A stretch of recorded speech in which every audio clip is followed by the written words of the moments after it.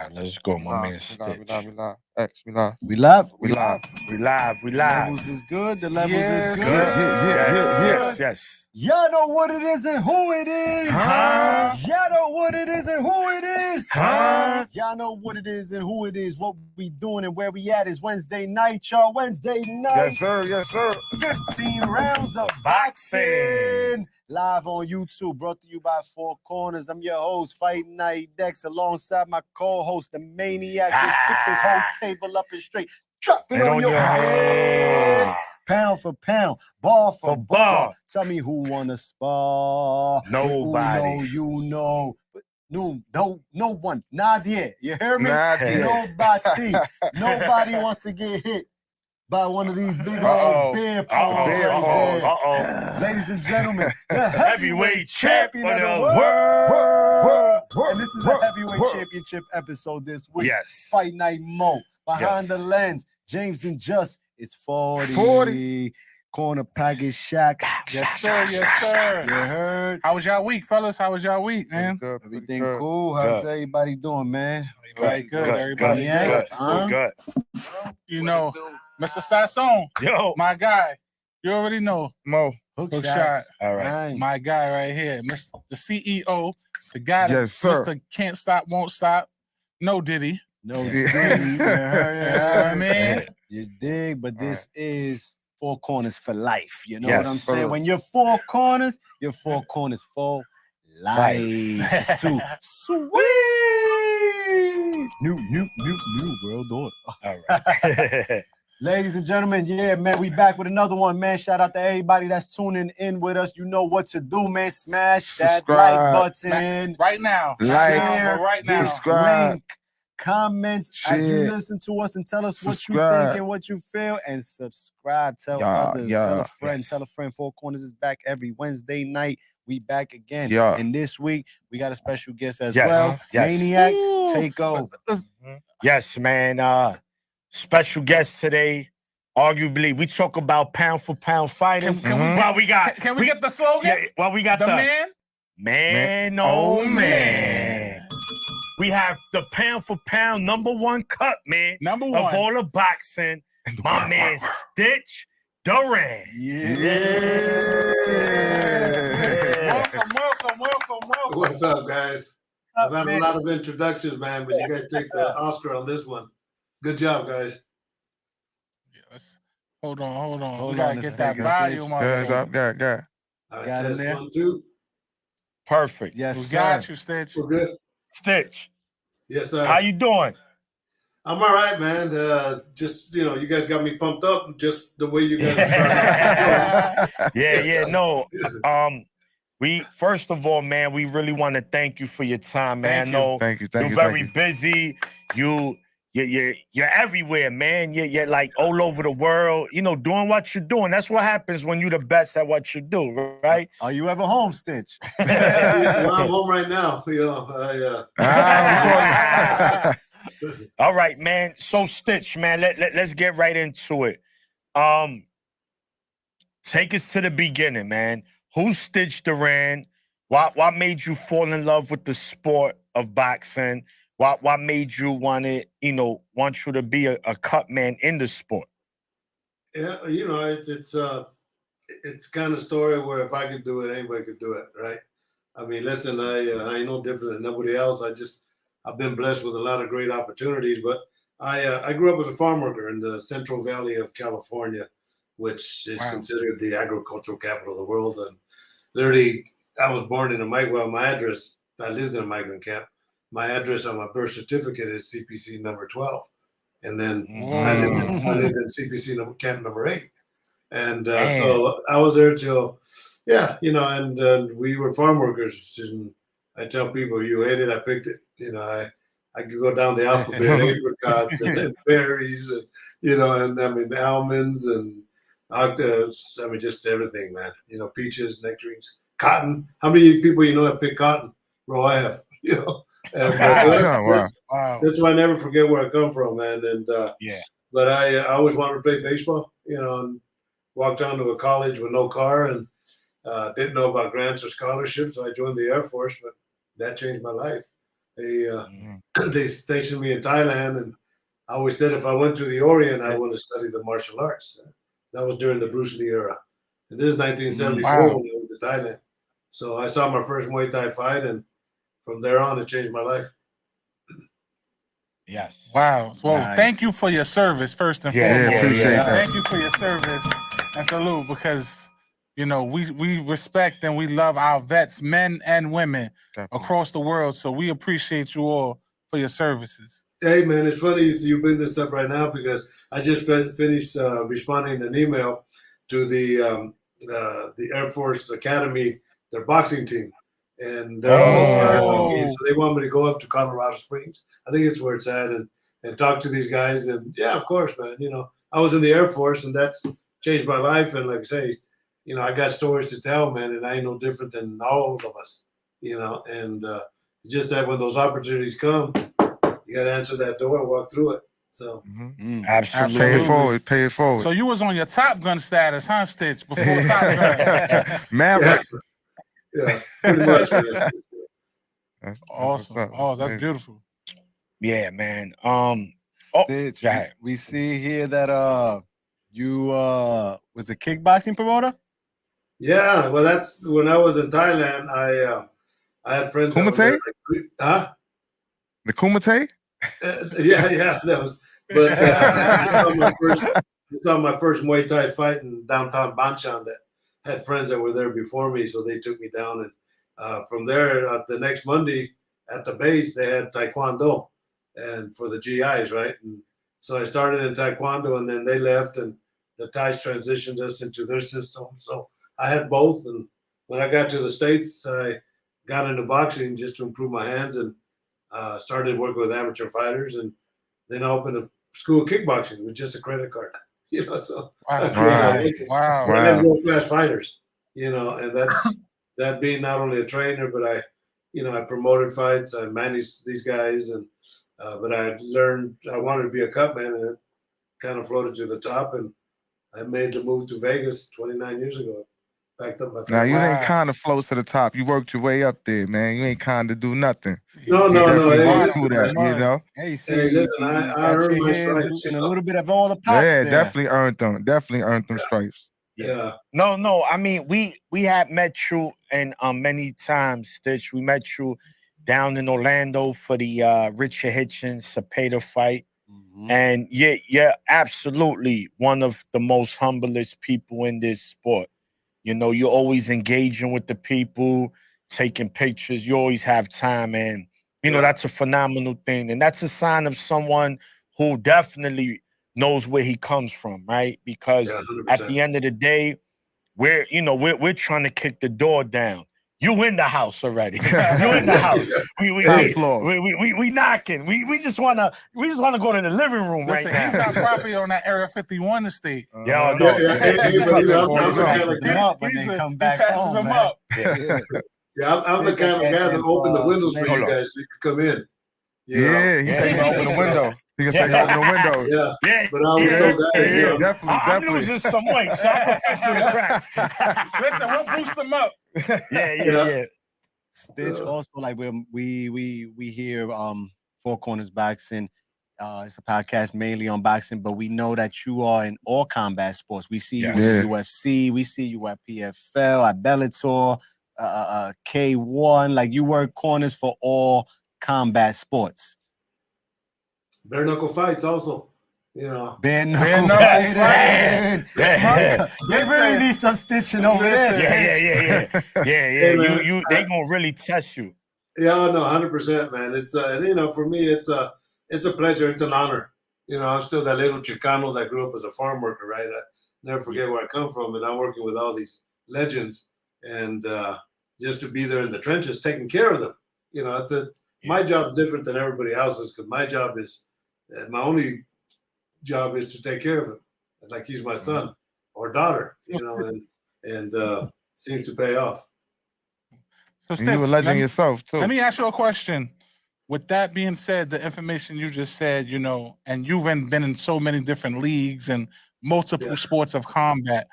Out of your whole entire career as of now, what has been your most memorable moment from combat sports, and what has been like one of your most, if you have more than one of your most memorable fights that you were in that you were able to, do what Stitch do. It was a bloody affair, and you had to do what Stitch Well, do. and that's a good question, and it's not so much about the blood and all that. Well, we'll get with you. I'll give it to. We got time. I'll give you different segments.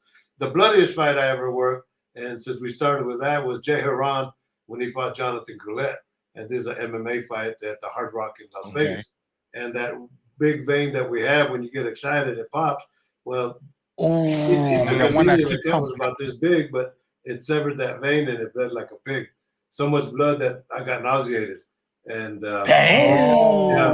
wow. Both fighters had blood from the top of the head to the bottom of their feet, and ended up, they stopped it, of course. And that mat is at Randy Couture's gym, hanging on the wall here in Las Vegas. And Jay Duran, that's my history with him. But badass fight is Vanderlei Silva with Chuck Liddell. I mean, I got tons of classic. That's my hero of UFC. Yeah, what makes it special is Vanderlei and them, when we used to fight, work in Pride in Japan, they gave me the nickname the Brazilian Santana. So it was always Santana. So Vanderlei was, he was a friend, right? So I saw him like a week before the fights, and I told him, Ed, I want to wish you good luck, good karma. That's my birthday, and good karma. And so I'm working with Chuck Liddell, and Leon Types is working with Vanderlei. And, bro, they're cracking each other, man. You can just hear it. Bam, and bam, and Chuck gets cut and all that. I clean him up after the fight. And I go and I see how Vanderlei's doing, and Leon's working on him, and he's all swollen. And he says, man. I said, Vanderlei, how are you? He says, Steve, I'm good. He says, Steve, happy birthday, bro. And you're a Capricorn too. We seen that December 29th, right?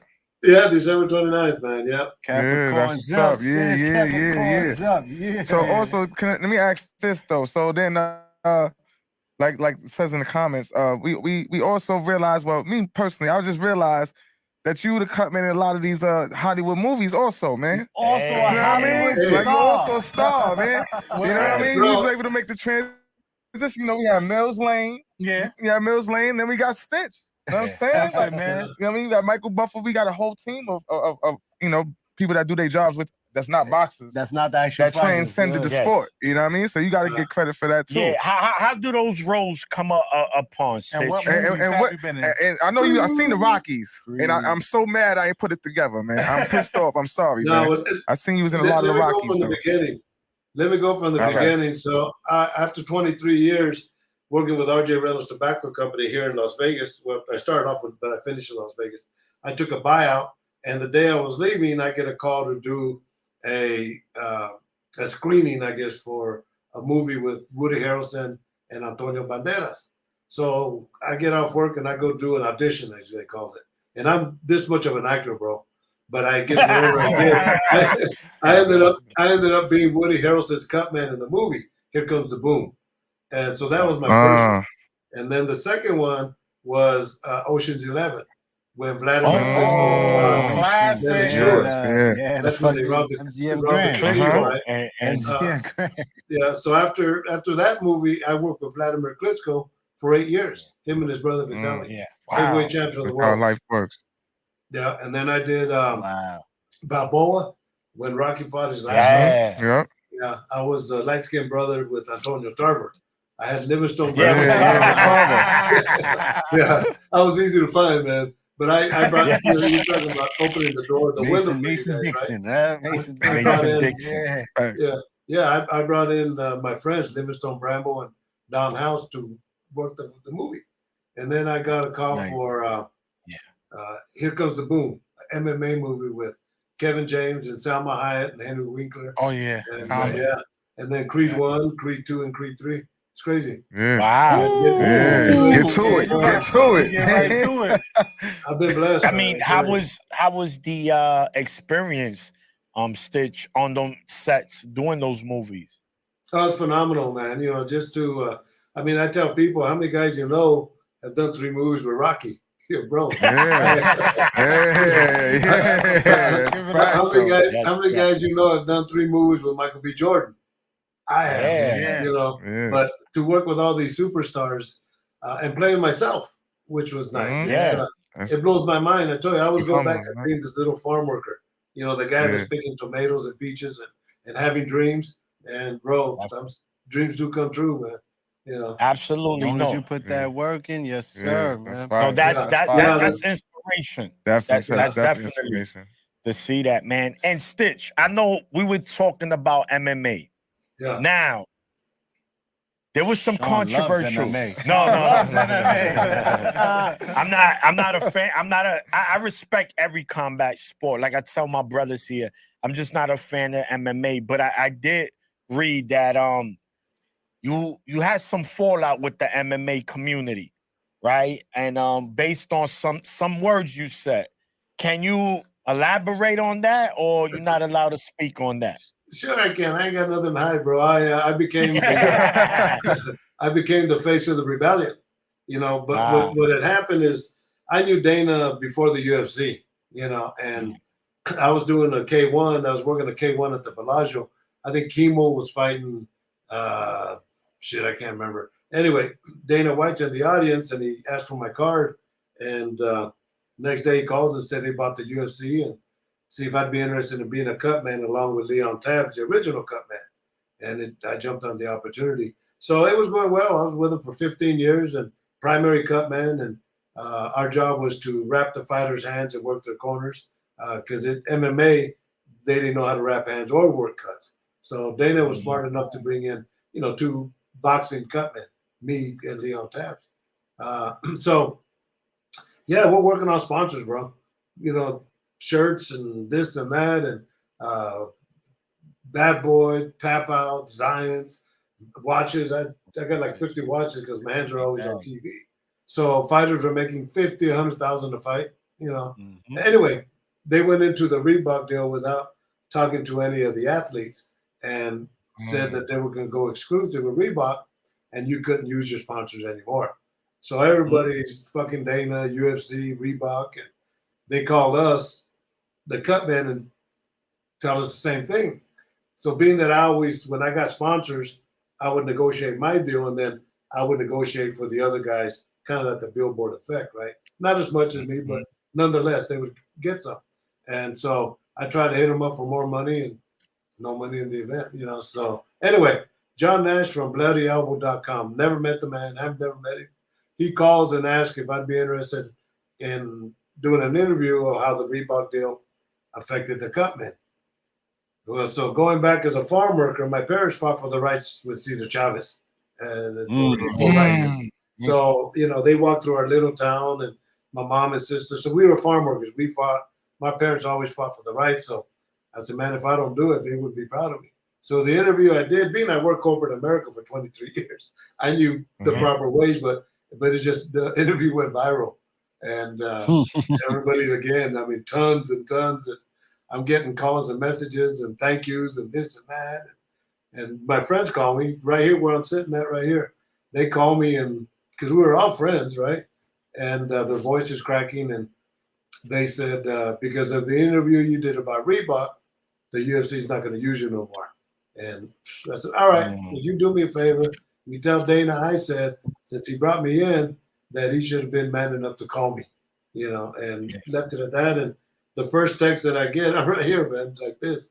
First text that I get, I tell the guy, I want you to be the first to know. UFC let me go for speaking out about the Reebok deal. Now I got to find a new job. Bro, I had work all over the ass. Still tons of work. So until now, people all over the world still stop me and bring that question up. And Wesley Snipes at the Creed movie, hey, man, UFC did you wrong. Bill Goldberg, the wrestler, hey, man, you know, beep, beep, beep, beep, beep, Dana, and a lot of respect for you.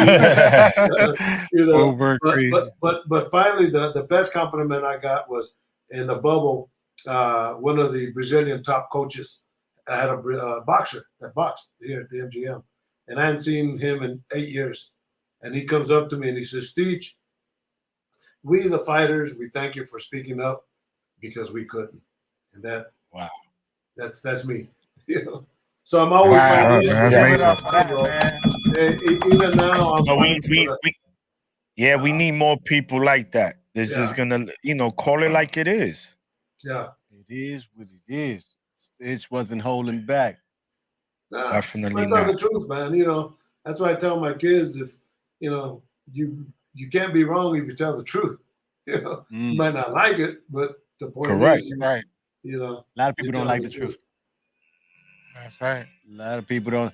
Stitch, let me ask you, man, out of all the combat sports, which is the bloodiest? Where you got to stitch people up the most? Is it boxing? Is it kickboxing? Is it MMA? What's it?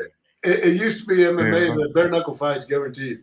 You know? Yeah. Yeah. There gotta be those bare knuckles, Yeah, man. Oh, yeah, bare knuckles. But Bare the knuckle cut blood. intensities are different, right? And bare knuckle fights, a lot of them are what we call superficial. They're a lot, but they're not Cheekbone. bone on bone, that type of thing. MMA because of elbows and knees. I've seen bones many times. I've seen skulls many times. So Stitch, a few months ago, we had a bloody fight between Fondura and Tim Zoo. And a lot of criticism came out of that fight. It should have been stopped. His corner, Tazoo's corner, didn't have the proper tools. Fondura's corner couldn't stop the blood out his nose. Have you ever seen a cut? Have you ever dealt with a cut that you couldn't deal with, that you couldn't put a stop to? yeah, well, Jay Haram was one of them, right? The one that took that cut right there. But that scenario, I've seen him before. Forrest Griffin, when he fought Shogun, he ended up with that cut. Yeah. You can't stop him 100%, but fortunately, I controlled those to the point, right? But now with Vladimir Klitschko, when I worked with him his first fight, and after Ocean's 11, he told Emmanuel Stewart he wanted the guy that was a cut man in the movie to be his cut man, which was me. Well, Vladimir had just lost his world title to Lyndon Brewster, and this was his first comeback fight with Emmanuel Stewart. And this is at Outdoor at Caesars. And so Vladimir, first 3 rounds, he won. Didn't look great, but he won. And I always look at fights not only just as a cut man, but as a judge. I try to see who's ahead, and I make decisions based on that. But in the 4th round, he gets dropped. All right, so he gets up. Still 3 rounds to 2 points, 3 points to 2. While in the 5th round, he gets that cut. And it's a bad cut. And so I know percentage-wise, best time for him to have, best time for me to stop that fight would have been there because the probability of him winning was high. And the reason why, as I say, is because if it's unintentional like that, if it goes beyond the 5th and Tim Zoo, that's when they screwed up, it's a no contest. So when the doctor came to me, she says, "What do you think, Stitch?" And I've worked with her many, many times in the UFC. I went like this, I opened up the cut and I said, "It's pretty bad." And she stopped the fight, went to the scorecards. Vladimir won the fight and then became heavyweight champion of the world for 8 years. That's crazy, huh? Wow. Yeah. Definitely. So Stitch, I also see now, right? I know you work many cards, but I mainly see you in Top Rank, right? Yeah. And you work numerous fighters' corners. So how does that work? Are you like just on call? How does that work? Or just certain fighters? Man, that's a good question. I'm glad you asked it. You know what happened? Everything through fate. Like say when the bare knuckle fights first started, Dave Feldman called me and he wanted me to be the cut man exclusive for him. You know, it's funny because when we negotiated, I went with my fee and he brought it down to his fee, and we did a show in Cancun. And he calls me. We're in the lobby of the hotel. Says, "Stitch, come in. I need to talk to you." I said, "Look, man, I'd like to have you here full time with us. I don't want people to see you do another bare knuckle events thinking that that's us." And as before he finished, I said, "Well, look, you remember that conversation we had about fees?" He says, "Done." So he paid me what I wanted. Right? and a great, super guy. I love working with him. And then COVID kicked in. All right. And then being that they're in Florida, it was dead. Well, Top Rank, I live 20 minutes from the MGM. Top Rank is based here in Las Vegas, right? So Brad Jacobs, the CEO, calls me and says, "Look, we're doing 16 shows in the bubble at the MGM, at the convention center. But you got to be on lockdown for this and that. 2 fights a week, and they were on ESPN. So I jumped on the opportunity, But that program, because the fighters could only bring 2 coaches, everything was very restricted. And bro, we get tested, and you had to literally stay in your room throughout the whole event unless you went to the fights or go eat, and that's it. So, but yeah, that's we did that, but that program together that we did there, me and Mike Basil, they call Mike Basil also. We work hand in hand. We gave these guys A1 plus experience, and so COVID finished, and Top Rank liked the program so much that they kept us. So Mike Basil and myself we're the primary cutmen for Top Rank. But let's say, Shakir Stevens fighting July the 6th. All right. Well, I was going to do that Top Rank show in New York or Newark, but now Nate Diaz is fighting Masvidal on that same day, and economically, it makes more sense for me to go with Nate because I worked with him against Jake Paul. Plus, Nate, we're all from the same area. We're from the 209, so I got a special place in my heart for Nate. Nice. So that's how it happened. But let me add in this, and we were talking about it because we just did the show in San Diego. I have options. I get first choice with them. If I have another job for different economics, they understand. But we have somebody that will replace me that we pick ourselves. And but it's good because a lot of these guys don't know how to wrap hands and don't know how to work cuts, and it's a good way to take care of these fighters as much as possible. So it's a great program, and Top Rank should get a lot of props on that. Good. Stitch, let me ask you, with all the wisdom that you have in the game, being in multiple sports of, hand-to-hand combat, have you ever thought about being a mentor to up-and-coming men and women who want to make this a career and possibly opening up like your own like business or academy, just specializing in hand wrapping and cutting and that aspect of the game? Yeah, that's a good question, and I've done seminars. I've done them in Greece. I've done them, in Germany. The last one in Mexico City, they had like 120 students, 40 additional on Zoom. But my schedule is so busy, it's tough to lock something down. So what did I do now? I'm glad you asked because just last week I did a video because I can't go out and I do mentor people all the time. You ask me a question, I give you an answer, whether you learn, and I do it all the time. So, but now instead of me, they could go and get the video.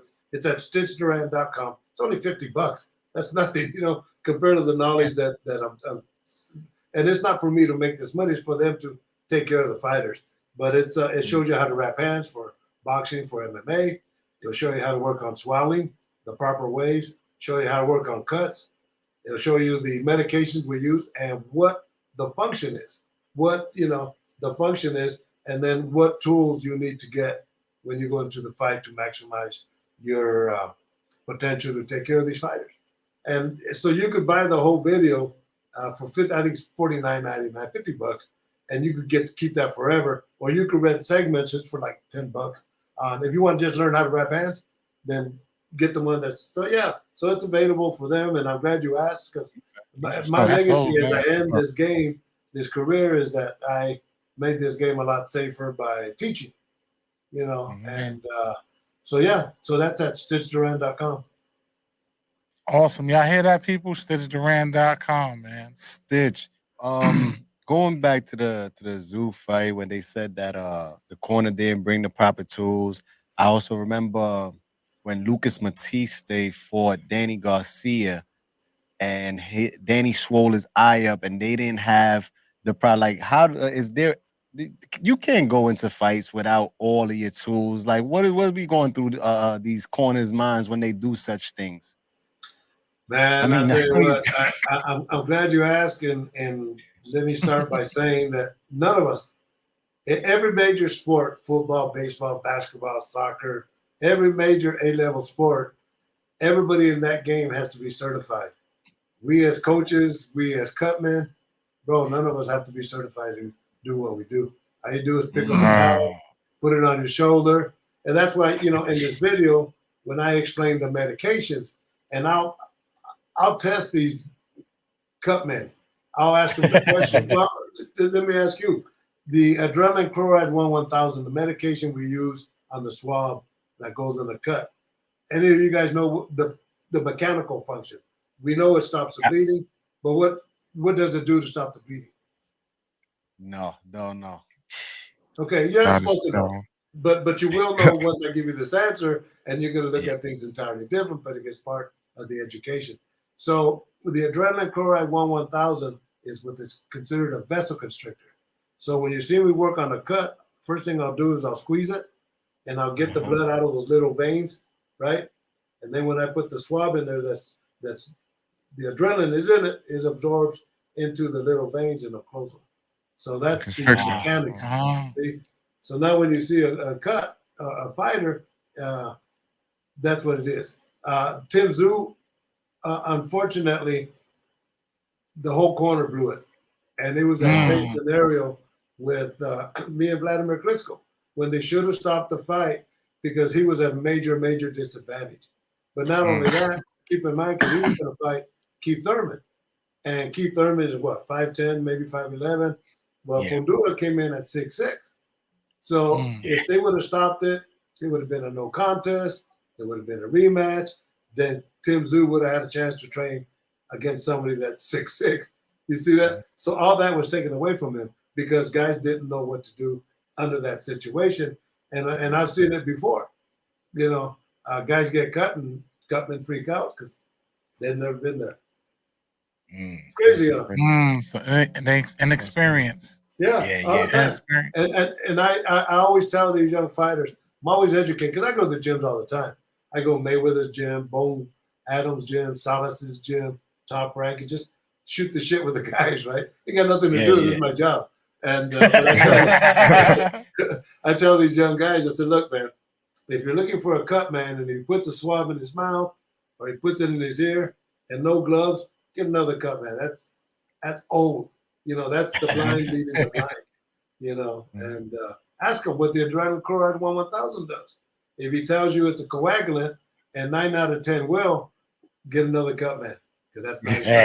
So shouldn't they have some type of regulations for this though? Because now, if you like you say, you the one that keep these fighters safe, and if both fighters are not in proper care, then it's putting them at disadvantages for when they do get hurt or cut, whatever. This could shorten careers.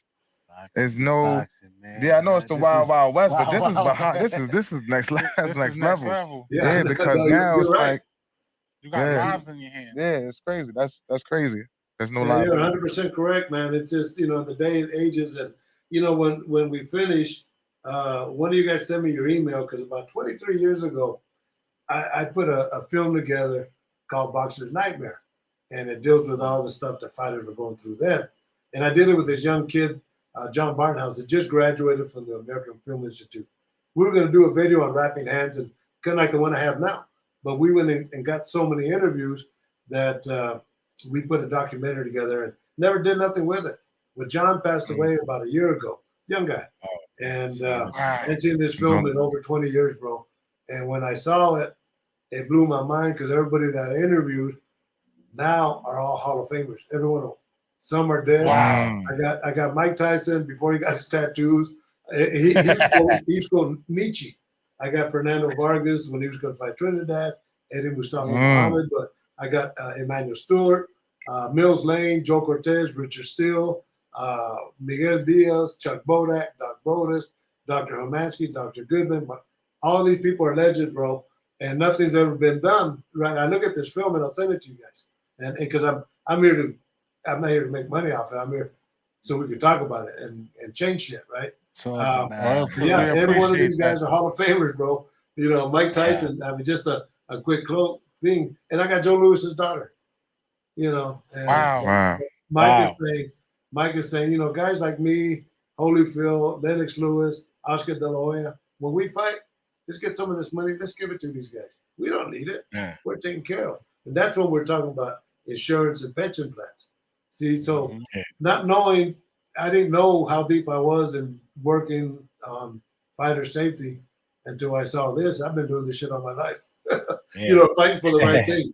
You know, Yeah. No, And, definitely. so I'm gonna make so what I want to do with this is I want to use some of these interviews that are real strong and get new interviews because now it affects MMA, the dementia pugilistica, the contracts, everything. What's happening to boxing is now happening to MMA. So I want to get current interviews and incorporate them and see why nothing's ever changed. So, Right. Stitch, let me ask you. It's been said, Andre Ward said it multiple times. I want to get your input on this. Well, how do you feel about boxing putting together like a insurance plan for boxers after they retire? Like how the Retirement NFL plan, have yeah. it, NFL has it, baseball has it, NBA has it, but boxing doesn't. With that being one of the most crucial and the gladiator sport, as we say, what do you think? What's your input on that? Do you agree with it? Do you have Should any the sanctioning bodies chip in? like what's your input being in the game for over 20 plus years? All right. Well, listen, here's how Joe Lewis's daughter ended this documentary. I'm gonna let you guys. Hopefully, I'll be okay. Hold on. Let me see if you can hear it more than. Let me see here. Yeah, We can shit. see. Hey, good. Here we go. Right there.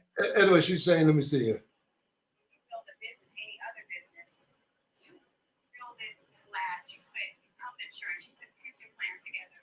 Every other major sport has these things. Why not boxing? Why not boxing? I don't know how clear it came out, but she says, every major sport, as you were asking, every major sport has this and that. Why not Insurance boxing? plans. Why not boxing? Yeah. So the point is yes, you're right. Everybody that's making money off these guys needs to put back into the kitty, and that includes Absolutely.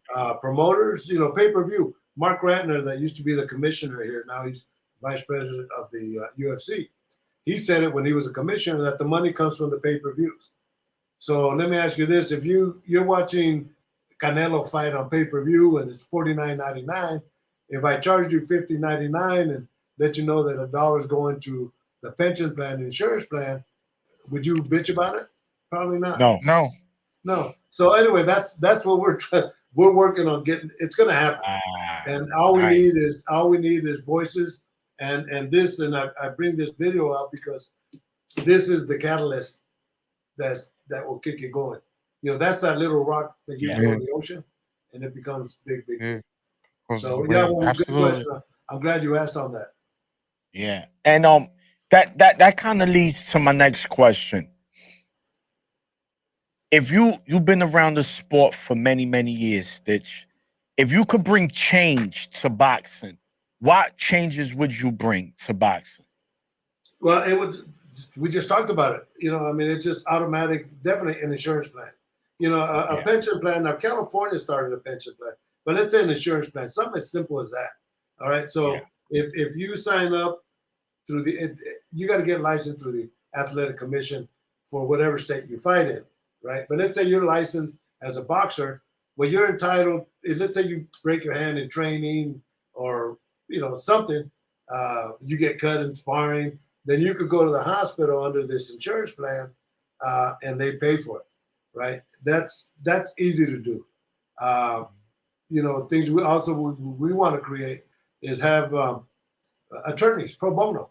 If you have questions about taxes, you got to have a place to have all this, and there's people that want to get involved, and and then you start working on pension plan. You got to, I worked corporate America for 23 years, RJ Reynolds Tobacco Company. So I learned the corporate structure. And for you to have a proper business, especially at this big level, it has to be done on a corporate status. But there's so many people that want to pro bono volunteer and give in. And there's ways of making money to put into that. The pay-per-views, and like Mike says, you imagine if this fighter says, you know what, 1% of what I'm making, the 30 million I'm making, Just put it in the pot for these guys for the insurance plan. Yeah. That's nothing. It's a tax deductible, So No, yeah. Listen. Oh, listen, the way they be charging for these pay-per-views, Yeah, It's you only should- right. A dollar, man. Like $1. word. You said 49. They more like 89.99 $89.99. Stitch. Yeah. Oh, This that's right. pay-per-view. They can take Tell me the last $2 time I had nowadays. to pay Man. for Shit. No, they could take $10, $5, $5 to $10. $10. But Stitch, another thing, right? You had mentioned Fernando Vargas, mentioned Trinidad, right? And you said you dealt with hand wrapping. So there was some allegations about Trinidad's hand wraps. Now, not that they were illegal, but that they were wrapped illegally. He put So is tape- that They say he put tape on his hands. had to do before the with rap. stacking? Because now, Yeah. can you explain stacking to the audience, and where is it legal at? And why is it illegal in certain Mhm. places? Yeah. Ah, man, you guys are State pretty has good, it all. and I got answers for you, man. I tell you, I got stacking. Stacking is there's. Let's start off. There's so many myths in boxing because it's guys like us that aren't certified that are doing it. There's so many myths in boxing, and hand wrapping is one of them. All right, stacking. So the stacking program. So let me start off by saying the best, and I have a very good rap. I have very good rap. I rap thousands of hands, but the best rap I ever saw in my life was the father Trinidad, and I went and told him in person. I shook his hand and said, "Man, it's the nicest rap I've ever seen in my life. Man. Beautiful rap." So anyway, the complaint was stacking. Stacking is tape, gauze, tape, gauze, tape, gauze. And my answer to that, when Canelo fought Triple G the first time, they fought here in Las Vegas. Tom Loeffler, that managed the Klitschko's and Triple G, and we worked together for many years with the Klitschko's. He called me and asked me what I thought about stacking. I said, it's bullshit. I said, the only reason you wrap a fighter's hands is they don't break them. As long as the rule book says you can put 1 inch away from the knuckle coming down, then however you want to put gauze tape, use the same amount of gauze, the same amount of tape. Your technique is different than mine. So what? Wow, the guy said, wow, it creates a cast. Man, you know how many times I wrap the fighter's hands? They said, man, it feels like a cast. Forrest Griffith said, it feels so good I could punch my mother. But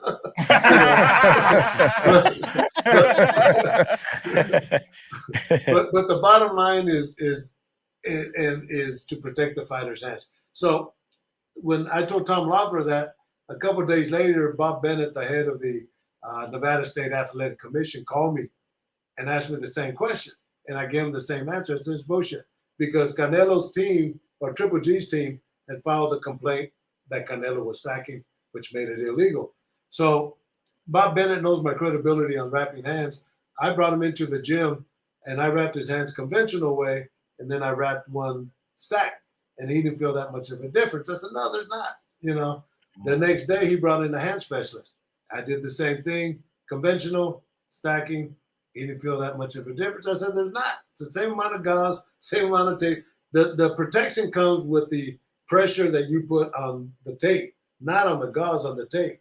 You lock it in as much as possible with the tape. That's where the security comes in.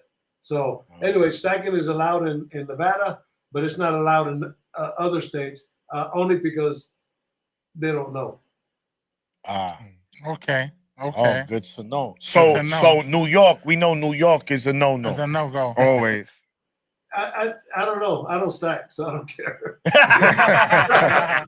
I'm glad you No asked problem. that. I'm glad you answered that question because a lot of people have been criticizing the Japanese monster Inoue. And that's the big problem. A lot of people say, well, he stacks, his father stacks his gloves. That's why he has the knockout power that he has. They're taking away his credibility and his skill sets, but they're saying this because of the wrapping, the way his hands is wrapped. What do you think? Well, what's your input on that? I was in Japan. I was in the other. Robesi had fought before him, and I'm looking at. And I know there was controversy because I could hear the commentating. But that was bullshit. It just Mike Tyson says boxing's a very simple sport. It really is. But when you break it down to the mechanics, it is a pretty simple sport. I mean, right? If listen, you tie your shoelaces different than me, right? And bunny ears. Yeah.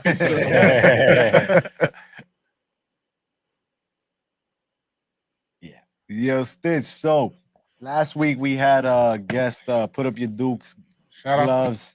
Shout out to put up your Dukes. Yes. What are your favorite gloves? When you wrap up your fighters' hands, when you wrap up, what glove do you prefer those hands to be punching in? Not my problem, bro. Once I wrap their hands, I don't care. You don't have to rap. After the rap, it's Hey, up to them. I do them Yeah. all, man. Really, I don't even, not once. I don't care. You know, it's all Okay. fighters' preference. My job is once I wrap their hand, they put the glove in it, and it feels, yeah. All You right. know, Feels good. that's makes my whole day. So, Stitch, is there anyone right now up and coming? Do you have any proteges as far as Cutman go that we should be looking out for? Men on Coaches, what? trainers. Yeah. Yeah, that's Mike Basil, the guy that works opposite me with Top Rank. He's up and coming. He's always. I teach him every time we work fights together. Paul Querido from New Jersey. He does a lot of PFL, and I use him a lot. There's some upcoming guys. You know, I help everybody out. You know, Yeah. there's nothing better because I've done videos on wrapping hands, and they're all out there, right? And just to teach. But guys come up, hey man, I learned how to wrap hands watching your videos. You know, to me that means a lot. But I answer every question somebody asks me. You know, because the way I look at it, it's not fair to the fighters if you don't have the optimum protection. It's a hurt business, bro. The Eddie Mustafa in this documentary, Eddie Mustafa Muhammad says the ultimate goal of a fighter is to render his opponent unconscious, and that's the knockout. Right? Yeah. That's the victory. That's the best. There's no better victory than a knockout. But then No, that creates brain damage for the other guy. Right. So, Stitch, let me ask you a question. With your expertise in the game, who have been some of the best boxers that you've worked with, past or present? Well, you know, for boxers, Andre Ward, you mentioned him earlier, was SOG. SOG. yeah. The thing with Andre, you know, we're from Oakland, and I used to sell M&M and Double M boxing equipment from Mexico, and Andre and his brother John were young amateurs, and I gave him some shoes. So he always told me when I turned pro, I want you to be my cut man. Well, he turned pro and I was his cut man. I did every fight except two because I was already booked with the UFC somewhere else. And Johnny Tapia, I had the privilege of working with Johnny Tapia. Mi vida loca, Yeah. Tapia, R.I.P. Tremendous, Johnny. tremendous. I always said Johnny on pure natural instinct was the best. For setting up techniques, shots, and all that, smart. Mike McCallum, the body snatcher. I learned so much. He would, because I would do pads for him all the time, right? But he wouldn't show nothing. He just bam. I put my had to catch him, man. I had to be on lookout. But yeah, but you know the Klitschko brothers, both of them, Vitaly and Vladimir, had tremendous appreciation working with those guys. They were the best of the best of the best in everything they did. Also, Algeri, right? Chris Algeri, Chris my Algeri, wife yeah, and he I were worked just with talking Chris. about him today, actually, because I worked with Chris when he fought Manny Pacquiao in Macau. And Oh, Wow. I'm sorry, man. That was- That ain't going as expected. It was a I'm tough sorry, fight, man. but he showed dog, man. He made Chris it is to the always bell. dog, yeah. Yeah. So is any you ever have what's the dream fighter that you would have liked to wrap their hands, like past or present, or anybody that you would have liked to have the opportunity to wrap their hands if you would have got the chance? Yeah, there was two guys. Is of course Roberto Duran, you know, and then Alexis Arguello. Hands Seen up. him. Alexis Arguello. He was working with Joshua the Yeah, other he day. was showing Showing Joshua. Joshua Yeah, some so- shit the other day, yeah. And who else? Stitch, the second one. Alexis Arguello. Oh, You got two Oh, man. Two Hall of Damn. Famers. two Yeah. legends, man. Absolutely. Now those hands had to be wrapped because both of them was putting you to sleep.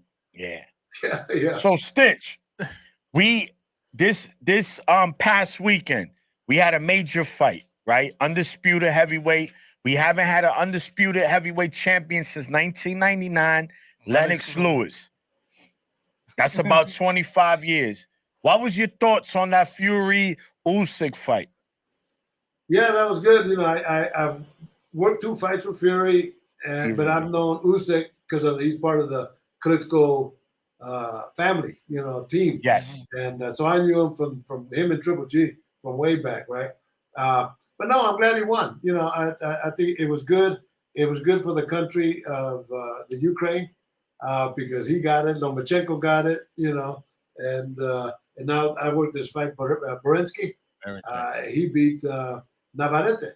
So you got Navarrete, two Ukrainian yeah. fighters that within a week won world championships, and if that doesn't inspire He was on the fire. people in the Ukraine, nothing will. And then Vladimir was at the fights, so Yes. yeah. Still looks good too. Yeah, have you been to Saudi yet, Stitch? For any fights? Not to Saudi, been to Abu Dhabi, been to Dubai. But I will, and it's gonna happen. It's coming, It's on the way.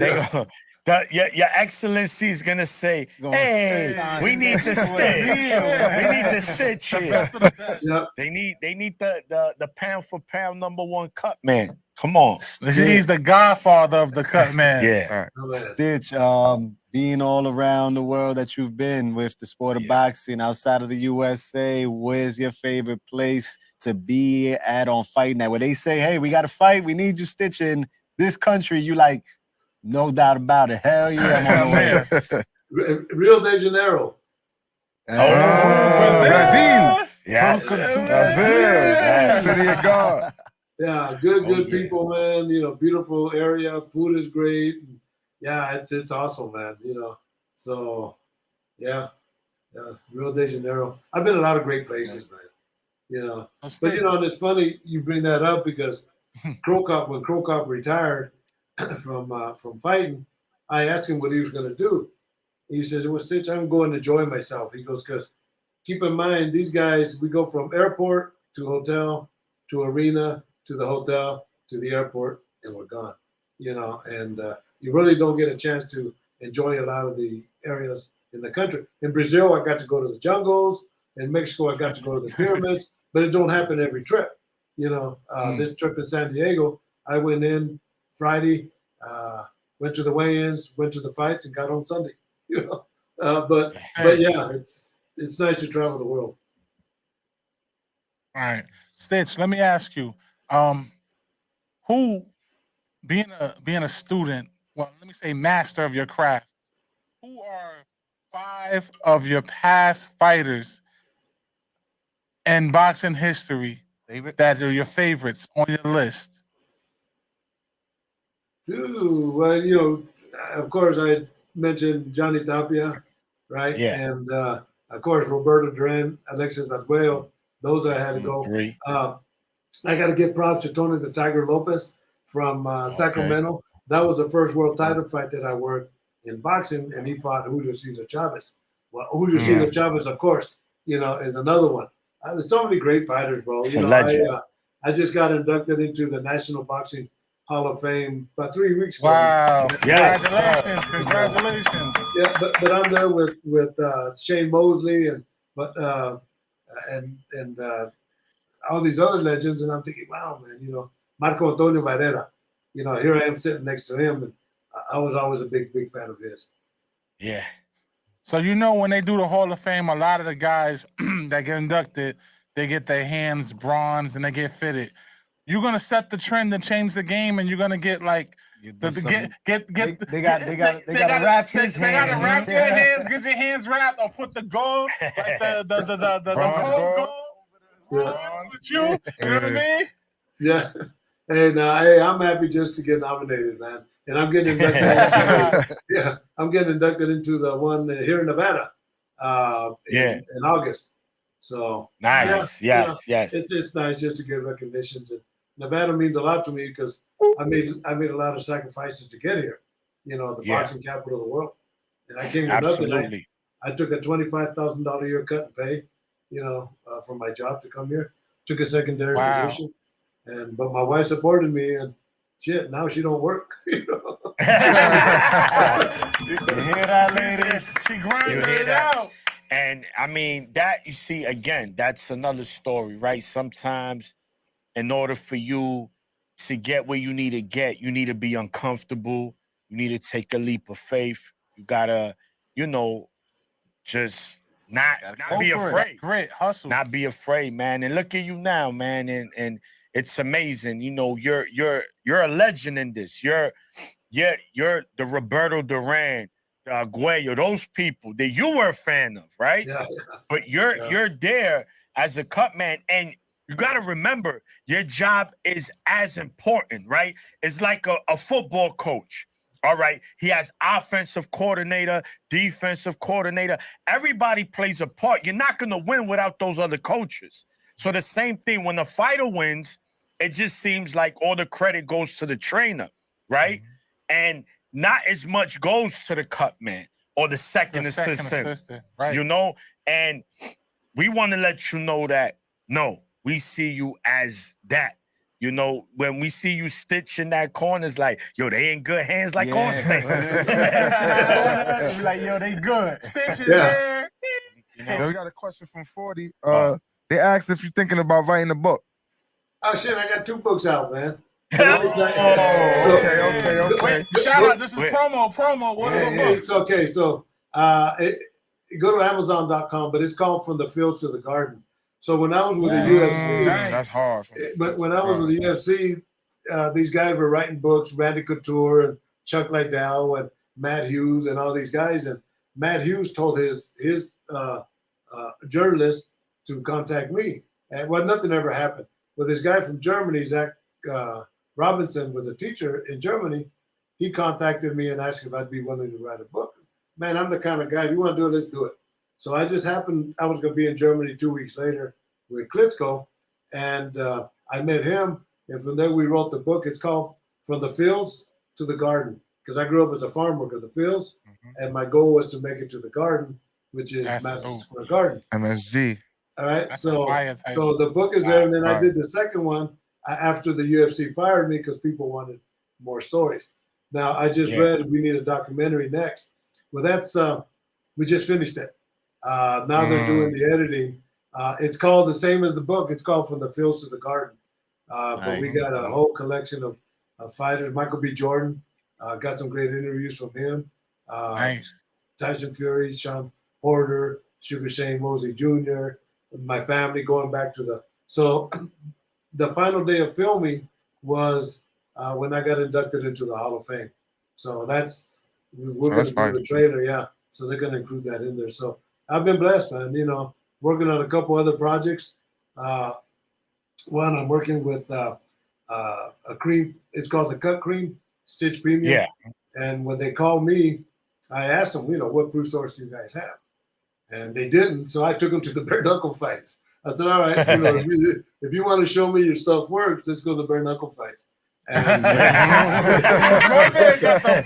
Hey, listen. That's my marketing skills from RJ Reynolds. You got to show me the proof source, right? And so when these guys would get cut, they would sew them up in the dressing room, and Jay would give them a tube of the cut cream, and he would take a picture of them and have them send a picture a week later. Well, the results are tremendous. It's CBD for the inflammation, vegetable stem cell for the growth of the tissue, and vitamin E, collagen, all that stuff works. But then also, I got a cannabis line coming out. Hopefully in August, I'll find out tomorrow. If it's not August, yeah. Hey, if it's not yo, August, listen, it's September, Four depending on the Corners. growth. That's next up. one. You heard we got to go have a Yeah, so let me tell you about this one. What's the name of it, Stitch? That's the key, man. Everything is based on marketing, right? 101. Yeah. And product placement is based on brand recognition. I learned that selling cigarettes, right? So I told the guys, these guys make for like Snoop Dogg and Elton John, very high end. And I said, look, the best weed I ever smoked was the year I was stationed in Thailand. That Thai stick. If you can make something as good as that, we'll call it Thai Stitch. So we got Thai Stitch coming out. Oh, you got that gas. Yep. Thai Stitch. That's fire. Stitch. Real quick, we got a question from the chat. When they make a movie about you, who would you want to play you? Oh. I know you get the lookalikes all the time, Stitch. I ain't want to bring it up, but Edward James Olmos, yeah. I was gonna say that. Yeah, I get stopped by Edward James almost all the time. I don't know. Uh-huh. By the time they made the movie, But it's funny with Edward James Olmos. I get stopped all the time. I mean, we look a lot. We lie. I mean, we look a lot. So anyway, me and Sylvester Stallone and his buddy Frank were on break during Creed 1, and we're talking to the makeup people, and Frank is bragging about me that Stitch is this and that and this and that, and best cut man. He looks like Edward James Olmos. Sylvester Stallone's like this with his arms crossed, and he says, "Huh, more like Edward James almost," and walked away. So he kind of beat me up on that one pretty good. But what a way to get knocked out by Rocky, right? Yeah, that's great. It'll be crazy to see you come in the new boxing game coming out too. What's the name of it? Undisputed. Dropping October. You know what I mean? Stitch, They might need you in there. I'm on it. Yeah. Listen, Yeah. I know we. Come on, man. This is what I mean. That's what we talking about. That's So they contracted me. They contracted me, and my wife and I drove to Los Angeles, and we had to take pictures for the whatchamacallit, right? So they put us in this big old round thing with about 240 cameras, and they took all pictures so they could duplicate that. Yeah, the motion. I knew I seen you and Selena. I saw that. That's crazy, fine. man. They're gonna be in the game. That's fine. I did a show. I think a month ago, 3 weeks ago, in Corpus Christi, and that's Selena's hometown. So we're walking, me and Mike Basil, and we see a display on her. So I made a comment that people mistake me for her, but here she is, and props to Selena. But everyone almost even says the same. There's a video out there where saying, people call me Stitch all the time. So. That's See, they call him Stitch. That's fine. That's how you know you made it. Yeah. Yourself, man. That's what's up. I was just so glad to meet him. Stitch, how many championship fights have you worked? Oof. What's that?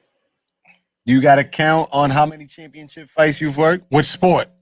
I mean, No count. Too many to count. I don't even count no more. It's not even about the fights no more.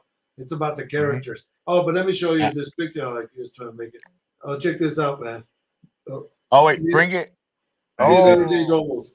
Yo, that's crazy. That's I told you, man. That's like. That's crazy. That's crazy. Yeah. No, definitely. And it's been great. Hey, I don't even know. Hey, listen. We could go on. Yeah. Listen. When we come to Vegas, man, Four Corners, because we all over, man. We would love to visit you, man. If you okay that. Sure. We're gonna find Stitch at the MGM. Just go to the MGM. I'm sure we'll find Stitch in there. Next month. Yeah, you guys come on down, man. Appreciate definitely, man. Stitch, listen, man. This was a fire interview, man. Yeah. You gave us a lot of jewels, man. You gave us a lot of insight.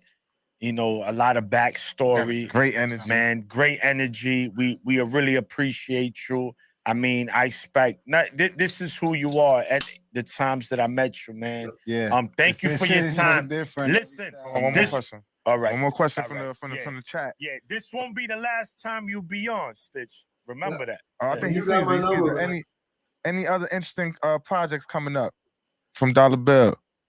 Yeah, man. I was in the Air Force, right? Just today, I got a call that they want me to go to the Air Force Academy over there for the boxing team and go kind of do some nice little motivational speaking and all that. And so, hey man, things just pop up. I'm waiting for Creed 4. Last time I talked to Michael B. Jordan. I heard about that. So it's official. It's official. You sure that wasn't top secret? Yeah. So I see one of the questions. You're going to be there for the Puerto Rican Day Parade. I'm working. Yeah, I'll be there. Looking forward to that. Because it's top rank. Top rank. But all right. Well, we're gonna be in there, Stitch. Oh yeah. So listen, man. We gonna take you out. We're gonna take you out for some drinks, man. Be ready. Oh, great. All right. So we get some food that you eat. Maybe I'll bring some Thai Stitch. Yeah, definitely been some tight stitch. Yeah. Do that. Yeah, definitely been some tight stitch. Side stitch. Definitely. Let me know when you land. I'll pick you up. JFK, LaGuardia. Listen, Newark. Get you guys laughing. No, we'll keep in contact, Stitch. Again, man. Thank you so much for Appreciate coming Appreciate on. you so much, man. Appreciate you. Go ahead. All right, man. You guys have fun. We'll keep in contact with you. We want to send you some merchandise. So you're gonna be here in June. We got some stuff for you when you come in New York. Definitely, man. man. Definitely. Good talking to you guys. Yeah, like I said, one of you guys send Keep me on an being email. legendary, man. We appreciate you. the Yeah, pound one of you for guys send me an pound. email and I'll send you this documentary. All right. Absolutely. Let him die. The pound for Thank pound. you, Stitch. You have a good night there. The Godfather. Pound for pound, Cupman in boxing, Jacob, Stitch, Duran. Duran. Yeah, All right, yeah, man. yeah. On that name, you heard? Have a great Watch night. that Undisputed. Yeah, and check him in that Undisputed game. You It's heard? coming out. Yeah. Oh, yeah. Yeah. All right now. Thank you, Hey, Stitch. guys, Have a take good care. one, man. Yeah. Adios. All right. Thank Peace you. out. Oh, That was shit. crazy. Listen, that was man, fire, just like man. every other guest at 15 rounds of boxing, always great vibes, man. Always good interviews. And once again, man, Maniac reached out to Stitch Duran and Did there that. he Did is that. without a problem. Yeah, you know how we roll, Made it baby. happen, man. Made that Awesome. happen. That one was awesome, man. And shout out to everybody In the locked chat. in with us in the Yeah, chat. the The chat was Ultimate popping. Fight fans. Yeah, shout everybody Ricardo out. Gonzalez, Hell's Yeah, Gate, yeah. 40 Central, the Hangout Spot, TD Sports. Yeah. Oh, man, who's in here? We locked Ron's in in. here. El Indio. Just is in here. El Indio, que la que hay. Rico, Vaca. what it Keep do? going. Legend. No, I said DP Rocket, Buzz. everybody. Champ 5, what it Champ do, five. Champ? Five. Champ is ready. Yo, Champ is ready. He said, Philly. the Maniac is coming. The Philly, right, X? I said, yeah. He said, because I really like that guy, man. You know what I'm saying? Yo, that's my dude right yeah, there. yeah. Champ Shout out to five, my wife. guy. We By the all way, love the shout out to Maniac. Jen. Jenny, sis, she's always Jenny. the first one Yeah. in this joint. Y'all Always know in what it there. is and who it is, Shout out man. to y'all, Yes. man. We appreciate y'all. We appreciate the Definitely support. rocking We in do the it for the people, man. We do it for y'all. We bring this good Definitely rocking content in the chat. for you people, man. Yeah, definitely, man. What? So listen, let's We get gonna right get to right it. into it. Yeah. Let's get X. Let's get the heavyweight Straight to the meat. championship. Yeah, it got Mo. Right there. Mo, we gotta get. First of all, before y'all go, shout the X and shout the Mo. Y'all pick Usyk. Oh, Good on you there. yeah, It was definitely split. did. Y'all got Definitely it. did. Good. Definitely did. Good.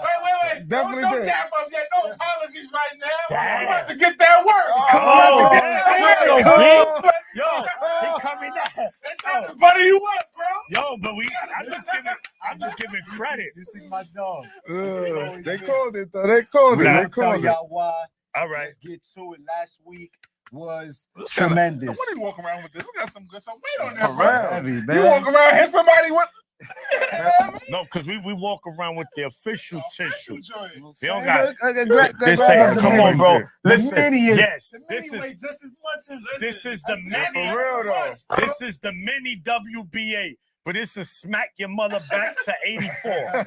Don't play with this belt. This joint is. Yeah, that shit's Shout crazy. out to the WBA, Word. Mr. Mendoza, He man. looked out We that got day. that. We got that directly from Fresh the out man, the- right? fresh Yes, out- Mendoza fresh out the WBA. suitcase. Shout to the Fresh out the WBA. suitcase. Listen, man. Look, you know how we roll, man. Y'all know what it is and who it is when we in the building, Building. man. So let's get to it. Mo, Usyk, Fury, for all the marbles, for everything. 5 belts, 4 belts, excuse me. Five. Five, That's because the you ring, get right? the Ring the magazine. ring magazine. magazine. Yeah. That's the lineal. Lineal. Yeah. So anyway, Mo, y'all called it. Look You at and him. X, Look at him. talk your talk, brag your brag, do your walk, do whatever, man. Look at him.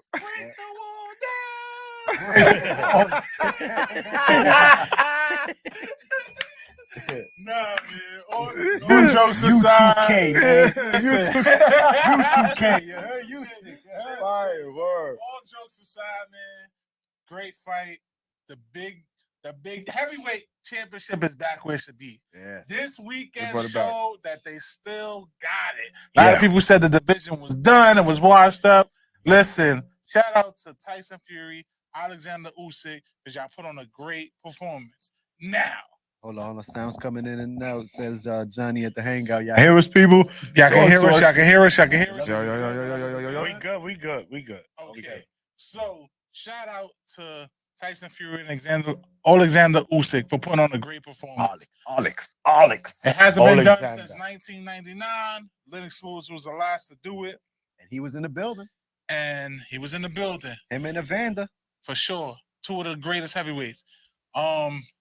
Fury played with his food. Absolutely. He played with his food. Yeah. Fury Yeah. is too Hollywood right now. Yeah. He's not focused.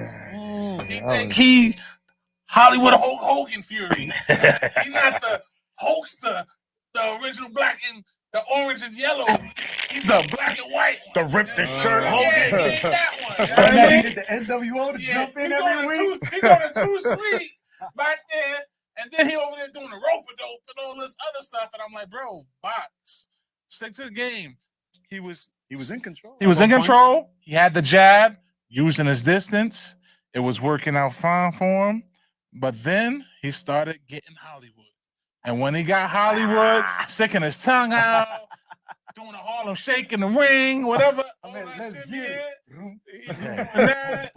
And then Usyk was locked in. And I told y'all, Usyk was studying that man. Watching him. The press conference, studying him, Raptors, looking like at him. Sting. The weight, the workout, standing there in the on rafters, his just looking Sting at shit. him, studying him. He said it. I've been studying you since 2016. I've been watching and waiting for this moment. So he's had a long race. He said when Fury won the European He heavyweight, was on his list. watching him. He's been watching every move he made. That man's been on a mission. And he said it. I miss my kids' birthdays. I miss things with my wife. Holidays. I miss holidays. I miss the New Year's. Birth of his child. The birth of a kid. Listen, he sacrificed everything for the sport to give it up. Plus, the most important thing, it brings us back. Who was another heavyweight that happened in Tokyo? They promised their parent on their deathbed that they would win a championship. Buster Douglas. Usyk promised his father he would become an undisputed champion, and he did it. And he did it. And when you got that type of passion in you, you gonna go through hell and back, and then go through hell again. And Fury just wasn't ready. And the 9th round, and the chains, maniac words, man, oh man. It was ugly. Yeah. And that's why heavyweight boxing, it only takes one punch. Absolutely. You might not be the best fighter, but if you can land that punch. And that's what did it. Usyk was just more gritty. He didn't stop his game plan. He was more determined, and he just stuck with it. He just knew eventually I'm just going to chip him down. And, we got a new undisputed champ, 4-belt era from Ukraine. His name is Alex. Alexander Usyk, y'all. That gear was Talk talk about the gear. That intro. Game of Thrones. Yeah, came out Now he looking look like real life Game of Thrones. Said something real life. My boy was focused. Yeah. he look like a Mongolian. Yeah.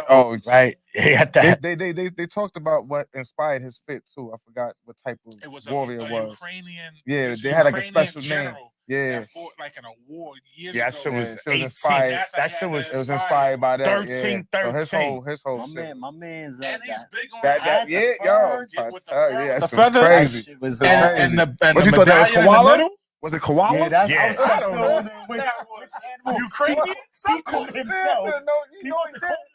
You know they and did. skinned him himself. That's Yeah. probably This that's part of is training Fury. camp. Whoa. This is Fury. That's when he fought in training camp to make that. Roy Jones chased chickens, and this man Alexander Usyk chased leopards and lions and tigers and bears. Oh my! And I think he did more than that with AKs and stuff like that. But we ain't gonna get to that. Kalishnikovs. Yeah. So anyway, go ahead, X man. What was your thoughts on that Y'all fight? know what it is and who it is. His name is Alexander Usyk, former Olympic gold medalist, former undisputed cruiserweight champion, the now reigning and defending undisputed heavyweight champion, 2-division undisputed. Damn. He beat the Giants. He beat the Twin Towers of heavyweight boxing, Anthony Joshua Twice. and Two things. Tyson Fury.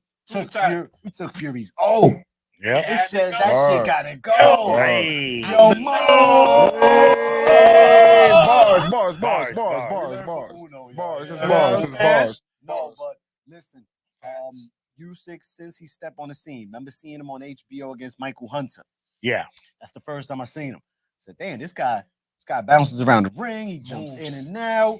Cruiserweights, whatever. Cruiserweight, you know what I'm saying? People who don't really watch cruiserweight don't get too much love. You know what I'm saying? We watch every division over here. Yeah, that's the And now, lowest and, now, and now the division. cruiserweights are starting to get more More burn, buzz. Yeah. That's right. more buzz, and a lot of that has to do with Alexander Usyk when he came through the World Boxing Super Series. He won it. Correct. He doesn't have a problem where and when. The fight is in Poland, we in there. The fight is in Saudi, let's fight. The fight is in Germany, Hong Kong, USA. Alexander Usyk don't ask those questions. He says, who's the opponent? The money's right, whatever the negotiation is, and let's go. Let's get it on. That's legacy type of fighter. Yes. That's a fighter that fights for more than just the money. You know what I'm saying? For more than just the followers and the fame, because not many are gonna know Alexander Usyk before probably this heavyweight fight that he just went through, right? Nope. Correct. The casuals don't really know. But this man fights for legacy. He fights to keep his name in the record books, and it'll be spoken on for years to come. When we're dead and gone, they're gonna be talking about Usyk and Fury. Part 1. Let's see how part 2 goes. He started off hot. The first 2 rounds I gave to Usyk. He was doing good body work. Yep. Straight to the body. And I was like, okay, check. Got him. No, and just don't go to Fury's body like that. Remember Wilder started like that in the third fight? And I was like, okay, Wilder. But he didn't keep up the game plan. Yeah. Fury took over the fight. Round 3, 4, 5, 6, Uppercuts. 7, the uppercuts. He stunned body him. shot. He stunned him. Jabs too. The jab. jabs, the not letting Usyk come in. Come in, keeping You know his what I'm saying? distance. He tied Usyk up here and there, though. Usyk worked so well on getting out of them things. Yo, Pushing him. strong. Not letting him He's sit strong, on him. Son. Put that 300-pound body It's a bear. on He me. fights bears. Bears. You know what I'm saying? Fury's nothing. Usyk came in at 233, And it matters. the highest of his career. I was kind of worried, but then again, I see matters. why. Because those body shots, those things that Those- 220, they would have took The him out smaller probably, guys. right? They would have took him out sooner. But I'm like, damn, Fury is doing what he does, man. Damn, Fury's doing It's what looking he like does. it might go his way. But Fury plays too much. Fury lands a good 1, 2, 3, boom, boom, and then he wants to, and then he wants to put his hands out. Yeah, do that again. Get some new lady fans off that, bro. Give me the solo. How get the solo joint in there? How you doing it? Give me a solo. got a in solo. there. Hit that. Hit the He got two, a hit the solo. two. He got it. Are y'all ready? He said, Here comes Fury. Boom.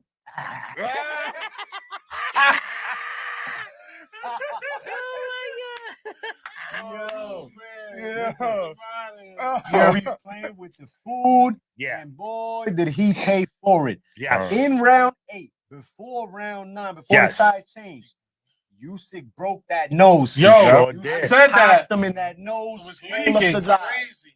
Broke that nose. I guess to me, I think it was broken because both the eyes. Yeah, it swelled turned black up. blue. It just looked like it Yeah, turned his black and blue. eyes, that left Now eye. it was broke. Even if it wasn't, it was broke. Yeah, That's yeah. it. If we say it was broke, it was broke. And That's then he it. rocked him because no matter how good Tyson Fury is, right? Yeah. And his resiliency Yes. speaks loud and clear every time fight. he's in the fight. Yes. You know what I'm saying? Although he be getting the 20 counts. Yeah. Now you don't get a standing 8. He That means you hit get a 20. standing 20. You know what I'm saying? Let's talk about it. Let's talk about Let's it. talk That about Wilder count was like 18 seconds. Boy, that was an You know what I'm saying? undertaker. He came Yeah. back up.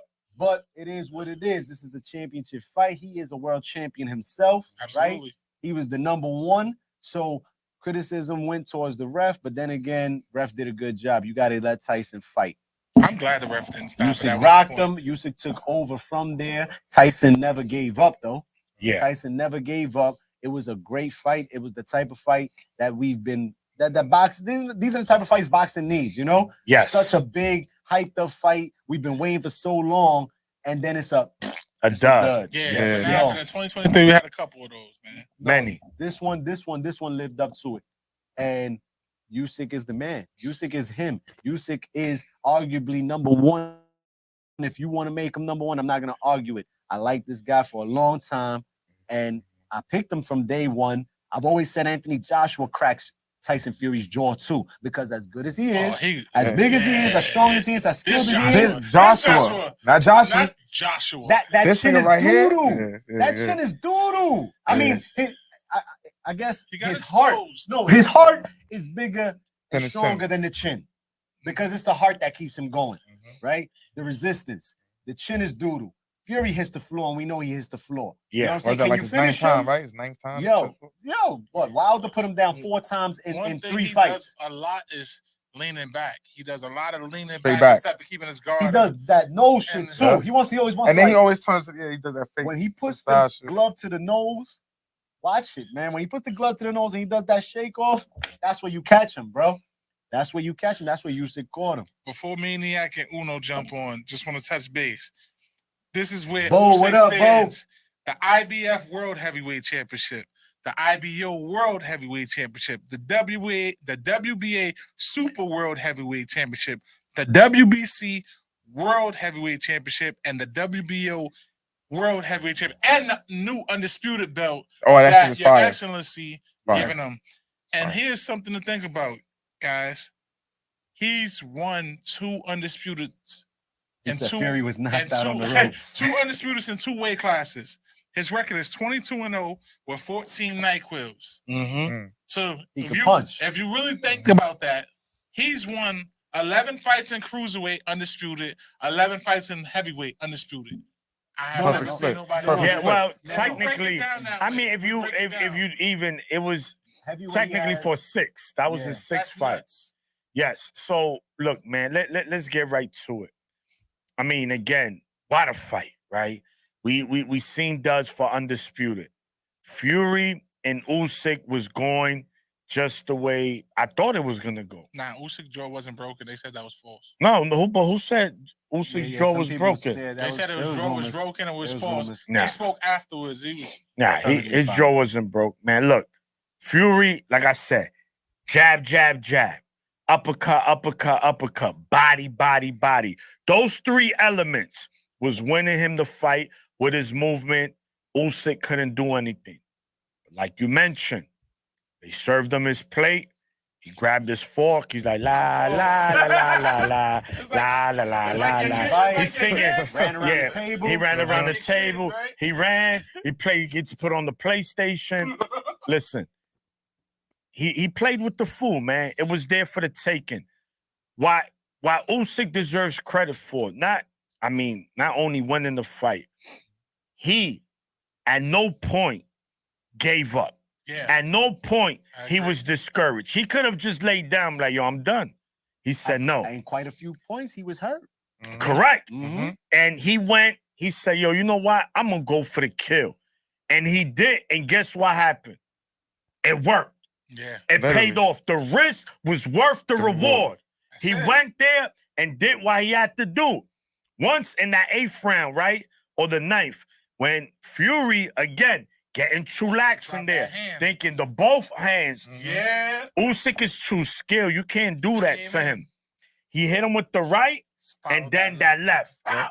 Once he hit him with that looping left, His that eyes looping just- left, Opened up. that's it, man. He started, like they said, all 4 corners of the ring, 4 corners boxing. Dollar Bill But- said he was in all 4 corners. Yeah, Beat that but- ninja around But I all would 4 say, right? corners in that But round. I would say, as you guys know in the chat, I was scoring it live on real time. Yeah. 6-6. 2 judges had it the same. With Usyk with the knockdown, 1,000% agree with that. I'm happy for Usyk. Like you guys mentioned, what he has done in the Short period. minimum Short period of fights time. Word. Yeah. is beyond amazing, 22 guys. fights. Listen, you don't have to like them. You got to respect them. That's it. And for anybody that wants to shit on the cruiserweight, shit on the heavyweight division, okay, say what you want. If it was that easy, we would have had 4 Usyks already. Word. True or false? Word. Come on Right? now. Right? Come on now. The crown a jewel. fact. That's what I'm is saying. on his way. And he earns, Talk about it. and he earns, he becomes the 3rd fighter in history and we've watched it. Thank God we been never here get to see that. Yeah. First became Bud, 140, 147, undisputed. Then became Inoue, 118, 122. Then become Usyk, 200, 201. Amazing accomplishment. Wow. Just respect to him. It was a beer fight. night, Buzz. Uno, go ahead. So right after Uno done, we're gonna let get them know that they know about Usyk now. who we think is gonna win the rematch after Uno's It done. was a hell of a fight, like the fellas said, man. It was a point in time we all thought it might have been over for Usyk. Yeah, That yeah. uppercut. It's looking furious. It's looking furious. Yo, it's looking furious. Yeah, that's what I said. Looking furious. And at that point, like the fellas said, man, he just started playing with his food. Like it's like when you watching National Geographics and the lions is just smacking the food around back and forth instead of just eating it, and then the jaguar come through. The jaguar come through at the perfect time, snatch it and boom. Yeah, but it was a great fight though on both fighters' parts, man. They couldn't have came out and gave a better effort. As much as Fury was playing around, I think a lot of that, to look back at it now, he had some nervousness in him. You know what I'm saying? He played a lot more than he usually plays. You know what I'm saying? He was trying to so it's something, it was something out of there he was trying to shake off. He was trying to sell Fury a lot too. Was it the final press conference when Usyk was staring at him? And he didn't even want to look at him?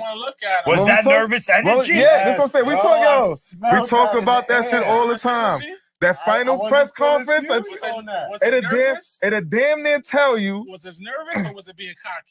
It's borderline. It's borderline, but with him, the extent that way because that's how Fury moves. Yeah, he played off of the fact, like it's like Draymond. It's like Draymond. Like Draymond could curse the refs out more than anybody. That's because they expect it from him. You know what I mean? So that's what Fury got. But looking back at it now, and then the way it went, and then his response to losing. Yeah, it was a lot more nervousness and then also in the fight, you see Fury like he was trying to stun Usyk with put his hand on his head, keep him at the distance. Yeah, it was Fury had hit him on the top of the head. I don't know if y'all seen that one and like Usyk like kind of rock. Yeah. But that's when he pointed it to the ref. Yeah, it was close to the back of his head. In moments of those is where Fury was supposed to finish his food. Exactly. Exactly. There was a point in time. But easier said than done. There was a point in time, though. I think Usyk kind of got away from he got away from the game plan. He's kind of chasing him a little bit, and then he got back to it like, yo, I'm gonna get back to it. He started cutting off the ring ball. If there wasn't no ropes, he would have landed on Turkey out of Sheik slide. Right. Yeah. No, Plus being 7 foot helped him because he was on the outside of the rope. Exactly. Yeah. And that punch was crazy. I would say he was focused for this fight because this wasn't the same Fury that fought in Ghana. No, he was definitely more prepared. He was more prepared. He was more prepared. But also, he came in lighter than he's been in a while. Correct. And he did those punches probably didn't hurt as much. No, I'm saying just 262. Usyk said that's good. He looks skinny to me. You know what I'm saying? Like everything that Fury would try. Don't worry, I won't leave you alone. Yes, I'll be with. Bro, he wasn't lying, dog. He hunted him down, bro. He hunted him down. So let's say this, man. All right, let's get to it. The rematch is set for October. Both fighters said they with it. They're gonna go through with it. Who you favor in October and how you expect it to go? Real quick, because we'll get more into it. Yeah, once we get I don't even know if I want to pick Listen, right now, but gotta go with Usyk. Going with the champ. Gotta go with Going with Usyk the champ. off of the performance. Until Fury could prove something different, Yeah. gotta go with the champ. Yeah. And y'all gonna be surprised because I think Fury wins the rematch. Yeah, I He's can gonna see come- that. yeah, Yeah. I wouldn't be play out that surprised. way. I But think It's an Fury- even fight, bro. It is, it Remember, still is. I think It it's wa- a if it- trilogy sitting in the air. if it wasn't if it wasn't a knockdown, this fight is a draw, guys. I would have had a draw. I scored 7-5. One judge had it that way. And One 6-6, judge had it that way. I'm not. That wasn't no regular rounds knockdown though. That was rounds 8 through. I had rounds 8 through 12 or Usyk. That was a standing 20 count, bro. 8 through 12 or Usyk. Except I think it was around 11. The rematch gonna that play Maniac out the said. same. Facts, Maniac. Oh man, listen. Tell us what y'all think. October's the date. Who knows if it does go down then? But Fury and Usyk 2 will go down. I'm down for And I it. can't That wait first to one see was it. fire. Also, though, think about this too, guys. I don't doubt Usyk at whatsoever. No, that's my guy. He's one of my favorite fighters today. But did this fight? Did he hit his peak? Because you know what happens when Good fighters, question. great That's a fighters, good. It's like that's his, that's that he definitely good. accomplished, yeah, and that's then his it's like pinnacle. he took some punishment. He left with a $150 on his head. No, like, it's tough. It was he had tough. some cookies. His knuckles were bruised. Yes, Yeah. Like, He had the put- black and bruise on he his put eyes. everything on, and he said, "I've been training since Yes. like my last." He's like Dubai. He fought Dubai. Yeah, right? because Danny the fight Dubai got canceled. It was supposed to be in Dubai, December. He was yeah. supposed to fight in December. Yeah. So So he's been after the training for like 8 Dubai months. fight, he stood in training. He Mhm. was like, "Yo, we getting ready for Fury. He's next." December, it didn't go down. March, it didn't go down. May, what was it? February, it was supposed to go down. May, it goes down. Like, you know, the guy Finally. he needs a break. October sounds Yeah, it's that's October's 2 there, days. That's man. right Like, there. it's Five you know, months. 5 we'll be months. there. We'll be there no time. I doubt it happens in October. Maybe But- towards the end of the year. I think we do see it again before November, the end of the December? year. December. And I do believe that Fury comes back and wins. We the shall see. rematch. We shall Because- see. Because it's not like Fury didn't have it flowing, man. Yeah. Hang on, Spot. I heard you, my guy. I got you. Johnny, what it do? All right, man. Why, Josh? What it do? LA, what it do? West side to the east side to the south side. Mo, Hands up north, all four corners. what was your thoughts on the undercard? Undercard? Ja Opatai, the new cruiserweight. That fight was an Yo, interesting fight. He almost played with his food, yo, too. That was another one. He almost He- played with his food, But you know too. what? He almost though? got It a was- stomach ache. It was, He got his it jaw was- broken. Yeah, Yeah. that shit was crazy. It was him fighting a vet. The guy he fought was. Before, too, they fought. Was That's a a, vet. That's a Yeah. rematch. That's a rematch. That was a So it's rematch. like, and he almost yo, did this shit to him the last fight. Exactly. So He it's broke broke Obatai's nose nose. at the 11th Obatai round. broke his His jaw, jaw. both Like, sides. so Yeah. that right there is that got bad. blood. Brandeis, right? Something So like it's Brandeis. like I know your get. I know Brady's. your talents. Brady's. You know mines. It's Mhm. like who's gonna fold Frank first? Sanchez is So- whack. Oh, yo, we Frank go got, back. yo, Frank got one. Overtime fight was a good one. He played with his fool. He almost lost that one. Fury, Frank who's that? is We over. watch. Needs to Fury shine. needs to Yo, stop. He's yeah. a gatekeeper. Stop coming Nah, out. Yo, Frank ain't a gatekeeper. gatekeeper. He's Looking a like 400 listen. pounds of chew bubble. He's a gatekeeper. We watch Johnny, Josh. He's a gatekeeper. You already know. Me and Johnny talked about. Yo, He's a no, gatekeeper. no. Frank Yo, Sanchez. Frank Sanchez, Damn, one gatekeeper. loss. Oh, Frank That's my guy. Yo, Hold yo, on. I want to damn. see him and Hold Big on. Baby Oh, yeah, Anderson. 28. He got Yeah, the yeah. persecuting One knees is loss. over. Nah, he How got that Cuban wooden pirate leg. That all the Cuban heavy. Luis Ortiz got that pirate leg, Yo, and now he passed it to Frank Frank Sanchez. Sanchez got the persecuting knees in Yeah. '94. It's over. He got the You gotta come double out with ice, the pads. the You gotta come out with the pads the on. double ice pack. Look. That one. Look, Ain't he speaking still of young, though? Sanchez, Hold on. but let's talk about his opponent. Let's talk about it. Oh. Caballero. Caballero. Oh, yeah, he's a problem. He look like- Twice. he look like he be a He problem. fought Mamadov at the Day of Reckoning. He was Body the put Put the beats underdog. on him, too. Cooked him. Put the Body beats on him. shots. He fried riced them.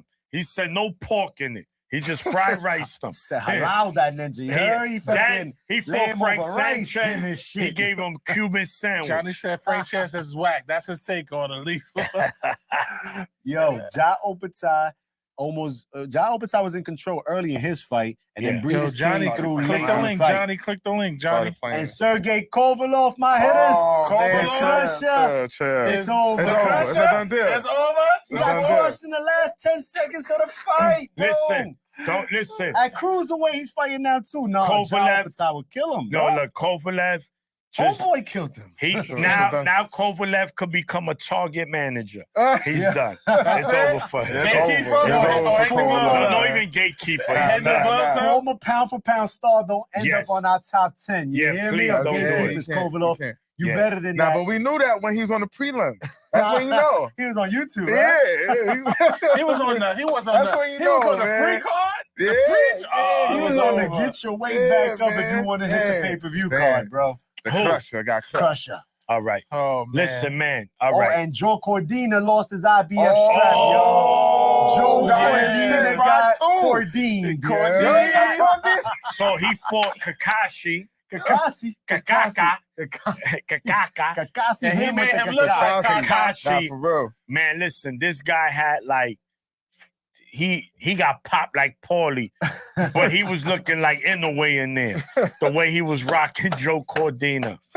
And listen, man, Cordina, we always said whichever division he was the biggest plate. He was the biggest plate. Easy belt. He was the biggest plate. Eddie should have just did Lee Wood Cordina Yeah, and, get it out the way. and kept the title. Because Lee would have cooked him. And like our man Stitch said, there's no more definitive win in boxing than a knockout, bro. Because you leave no question. I stopped you, bro. Caballero's a problem. Preach, Maniac. Yes, he is. That's for real, man. Man, yeah. Bo says, shout out to the Mexican David Tua, one of my favorite fighters. David Tua ain't Mexican? Is he Mexican? No, he He's said the Hawaiian. Mexican David. Shout out to the Mexican David Tua.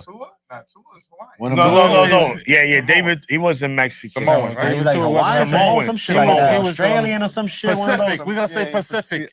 He was Pacific. Bo, check that out, Pacific man. Get on his Asian, you know what I'm Wikipedia, saying? bro. Yeah. Yo, where we at? Moving right. on to the other main event that was on. Navarrete, Dennis Barenchek. Listen. Top Rank was on fire last Saturday. Listen. Yeah, this is important information. I want y'all. Let's talk about it. He said two is from Samoa, shaking my head.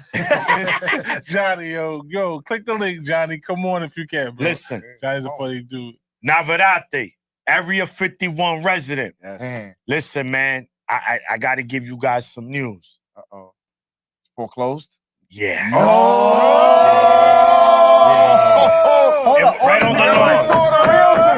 Realtors around the block every day. We saw them. No. He's getting Order in the court. Oh, man. Order in the court. Hold on a man. second, Maniac. Listen. And this is going on.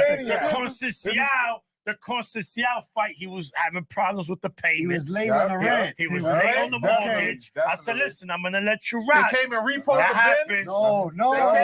They came and repoed the cars. Listen, In the Listen. middle of the Top night? Rank In the girls middle of are the night, fine as yeah. fuck. We it's a wrap. Just No. woke up and his crib was empty? No. Look, this is what happened. Left is him what with happened. a loaf of bread.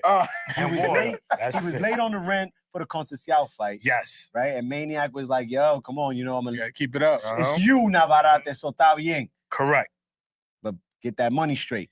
Correct. So Navarrete came back and he was like, yo, listen, what happened to that 5-bedroom you had over there? I think I'm ready to he move into the outpriced himself. 5-bedroom. No, excuse me, Oh. the 4-bedroom. Because he was going for the 4th division. Yeah. The 4-bedroom with Yes. the butler. He bought it. He had the Yo, he had the butler. He had Yeah. a personal They chef. parked the car for He had him. He had valet in the back. He had a four, Yeah. not two, not three, a 4-door garage. He had a tennis court. He had a lake in the back. They could catch trout. You know what I'm saying? He was. So, look, man. Yo, we Maniac, good. Look, go just ahead. real quick. He looks so sad. Yeah, Explain this right now. It's not over. He look hurt. Look, Let him. This is therapy right now. He was the first person to purchase property. On your land? Yes. He was He has a special Yes. place in my heart. But this is business. This is it. This is business. We need new tenants. tenants. You gotta And there's keep up the something coming payments. There's something coming up. Anyway, man. Navarrete, Facts, TD. it was evident that at lightweight, that power's not there. We Right. said that. Was that? No, we said no, that. No, let me talk. Go ahead. I'm gonna tell you. Go ahead. I'm gonna no, not that he didn't look horrible. I want to He's be gonna keep his place in Area 51. So, further listen. notice. If you can't beat someone like Dennis Barenchek, and not to take, he's awkward, you he's an a Olympian, southpaw, Ukrainian. but listen, Knows how to dance. that's still a fighter that Navarrete's supposed to beat. Let's just call it like it is. He couldn't beat him. So if he can't beat him at 35, guys, he's sure not beating Shakur. I'm not gonna even mention Tank. You understand? Because he'll put Navarrete to sleep. So it's gonna be best for Navarrete to move down to 130. Stay right? there. He might have to move to the projects. Wow. You're not even gonna give him a tip. Yo, You're not gonna go to Morris Park? On Pelham Parkway, bro? Listen, Get a 1-bedroom? yeah, I don't know. Oh, Damn, you ain't even get on City Island. Yeah, Send them back to the You sent them Jacks. back to the Jets. I gotta do it. I'm just this. Listen, My man on his Nino Uno. Brown business, never there's personal. a difference. There's a certain standard you must upkeep when you are Area 51 resident. Okay, explain, because he's the landowner, people. Yo. He does. Navarrete Conceição, and you saw this fight. It doesn't look like someone that should be living in Area 51. Somebody lied on their paperwork. But check it out, Maniac. But check it out. Navarrete, 3-division champ. Johnny, get him in here. Johnny! Yeah, tag him in. Navarrete is a 3-division champ, right? Oh, he's calling Richie Torres the Mexican tour. Johnny! Richie Torres is a problem. Good. But check this out. Navarrete is a 3-division champ, right? He has defenses out like at 122 and 126. He made a lot of defenses. Correct. He was taller than these guys, right? And the power and that style that he possesses is like you can't time it. Yeah. Now he moves up to 130, and Liam Wilson gives him a run for his money. Correct. But he knocks him out. Dropped him.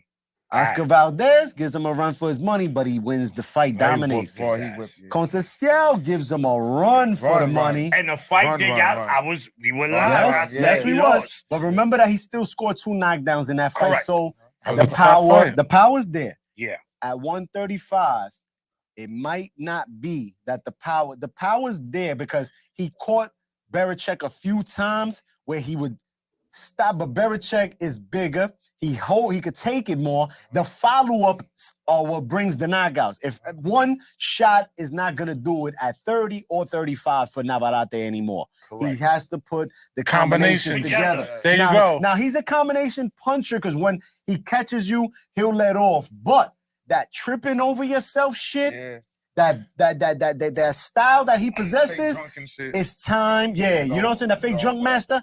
It's time for Navarrete to put something new into the toolbox. Let's see what Johnny got to say. Buy some new tools. It's time to go to Home Depot and go get some new tools because you need more than that funny herky-jerky joint.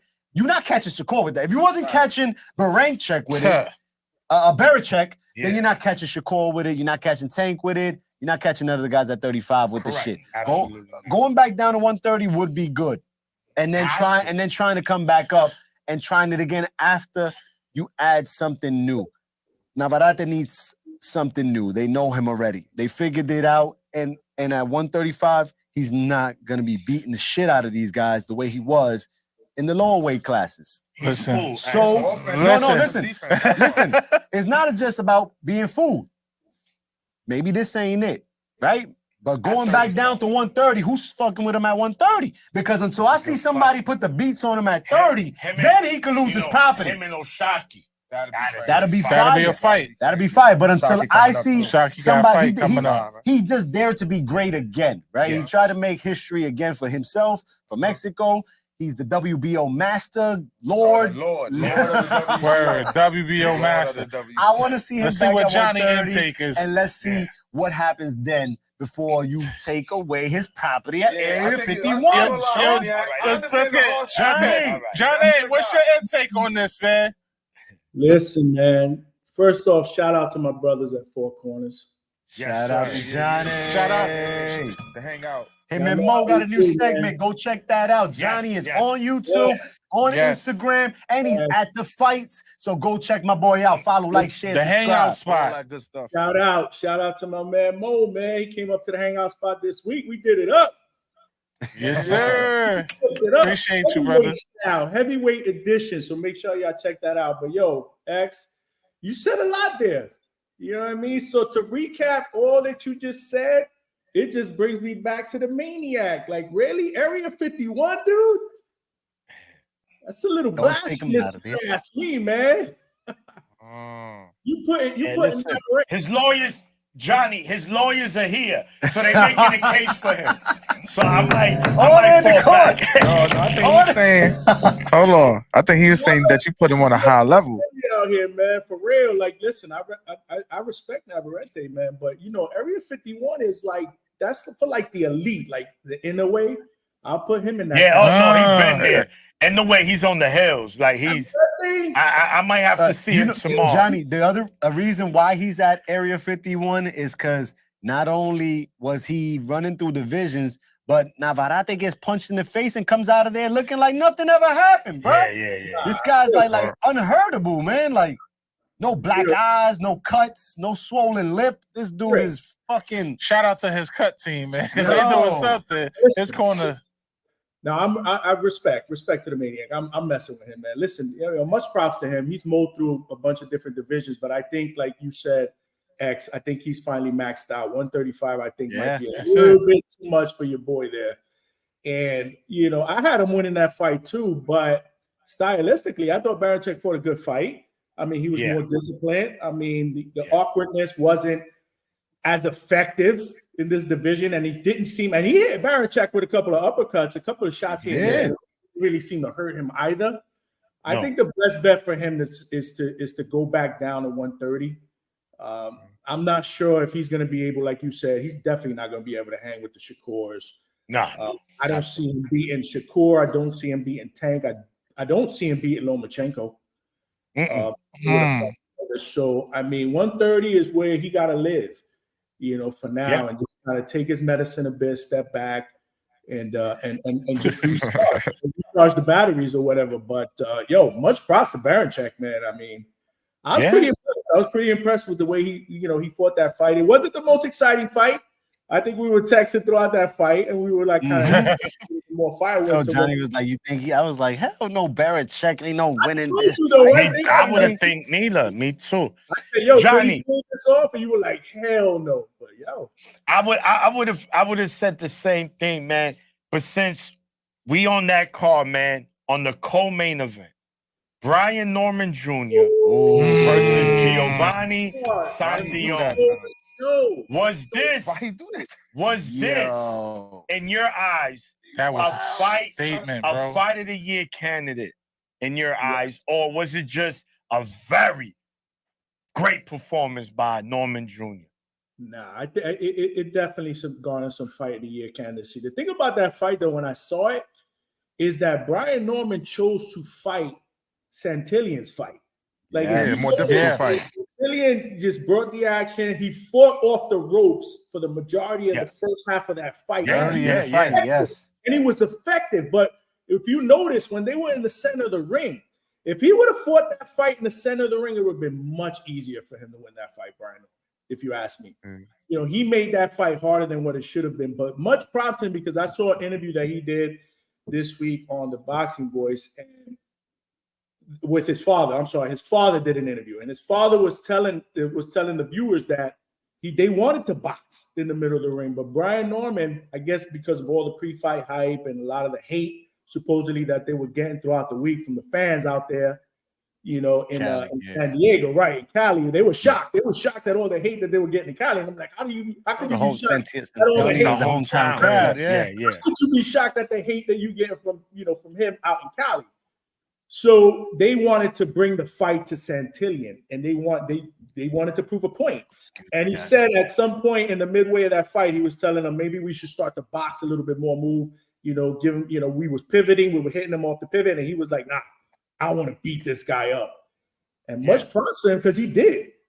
He did, man. He stopped him, and he did that pose at the end, that little jail pose. Yeah, that was nasty. That was fire. That was nasty. I think it was a little slightly unnecessary, but because it was such a vicious stoppage. That uppercut, like it looked like he knocked him out. He looked concussed. I'm glad because they asked him about that, and the reason why he said that he did that was because Santillion was very dirty in that fight.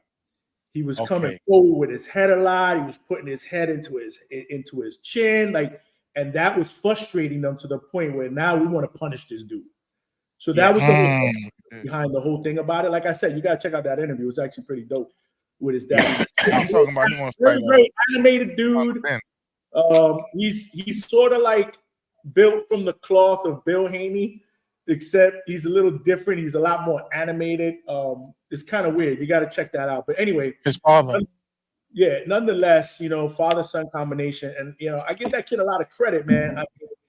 He showed me a lot. I think he's going to be a problem in the welterweight division. The first thing that came to my mind after that fight, though, to be honest with you, was, damn, with that style that he showed that fight, what type of fight would it be against Stan Antonius at 147? Stanionis, yes. Yeah, you know, He'll cook Stanionis. I had saw him, and he was in Verona. He was in Verona, New York. He was fighting against Boca Chica. That was a bad fight. Puerto Rican kid from Michigan. Right. And he dropped Norman. Wham! And he looked bad. Norman, the fight was stopped because of a cut, accidental. So it was a no contest. Based on what I saw Santion do to Alexis Rocha, based on what I saw Norman look against Boca Chica, this was a no-brainer, Johnny. I thought Santion, he gonna put the pork in this one and this fried rice. This is gonna be pork fried rice. And no, it was the opposite. And man, shout to Norman because he showed us an element to his style that we didn't see or we didn't know existed, right? And now it's like, okay, you see, I could box and I could bang. Pick your poison here. So that was a hell of a performance. Mm-hmm. And you mentioned Stanionis because that comes to the next round. Who would we want to see Brian Norman Jr. face? Because at this point now we need because welterweight is becoming he's the interim wasteland. he's the interim WBO welterweight champ now. That fight was for the interim championship. Correct. Bud Crawford still holds but even though he the rest of the titles. But no, the day if he releases them, whenever he does decide to release them, they'll elevate. He'll be elevated to welterweight champ. Absolutely. Norman talking about he want to retire Conor Benn. He said Conor Benn. I take it. Say you want to retire Let's do Conor it. Benn, and then who was somebody else too? He said Barrios after Conor, he'll go see Barrios. Hold on. So you see now he boots. So calm down. That's one fight at a time, Norman. Because if that's the case, then go see Boots. No. No. That career is bad. Boots is gonna be out of there soon too. You see? Listen, he's out of there. Boots is out of 147 soon. You can't come to the block and say I want to fight everybody except for the guy that fights the best. Hold on, let me wash up these lenses, and then I'm gonna come see you. I'm gonna come see you. I take Conor Benn. So let me tell you, if he fights Conor Benn, put him to sleep, drags him. Yeah, you can go into. Let's do Boots. Yeah, you can go into that. Let's do Boots. But let's see what happens. But let me tell y'all something. I haven't seen a knockout like that since Terrence Crawford when he knocked out Benavidez. Remember when his neck the neck bent? Right. And it looked like his head was about to fall off his shoulders, dog. Your man neck bent to the side, and he was like, right? Yes, bro. That was a vicious one. Yeah. That was a vicious one. Yeah. And real quick, man, shout out to Bo, man. Shout out to Brother Bo because Brother Bo has been big on Richard Torres, and Richard Torres entertains my God every time he's in Shout the out to ring. Rich. Richard Torres looking like he's 67 with that pizza, that pizza shop mustache. You know what I'm saying? That's the 1960s porn mustache, right? They got the Ron Jeremy mustache. Ron Jeremy, he's a Dirk Diggler. Ron Jeremy if he was a boxer. Yo, Richie though was in a fight with a good Florida native. That's Johnny's guy. Johnny's guy. You know what I'm saying? Man, shout out to my boy Brandon Moore, man, representing Brandon. He was getting it in too. Brandon, he came to fight. Yeah. He came to win. Yeah. Just Listen, outmatched. at the end of the day, you can't fault a dude 14 fights in, putting his O on the line. Yes. No. Yes. We love it. And we need more of that. And I was just speaking with Uno on this, Johnny, outside before we came down to the studio. I'm like, I'd rather a fighter, listen, go for broke when you in there. I don't care if you get stopped. You know why? I respect you because you try to win. You try to get that. You didn't pity pat. Well, yeah, I lost, but he didn't stop me. I don't care if he didn't stop you. You didn't fight. And this is an opportunity. Ran like Charlo. Yeah, that's what you're talking that's about. what we was mentioning. See that? That's exactly what we spoke about. Put up your motherfucking dukes right here And fight. Yeah, Sean, grab that one, man. And let's get it on. So Words listen, in middle man, slang, look, man. because we had Stitch on. We going to, this is the last round Let's right here. wrap this up. Let's Last wrap round, this up. guys. Last round. Mo. This Saturday, we get the rematch. Josh Taylor versus Jack Catterall. And these niggas Now, don't like each other at all. It was controversial Yo, the Mo. first fight. At all. Many are felt disrespectful. Catterall I should love have it. won all those belts. Guys, just real quick, let's go down the line. We'll ask Uno.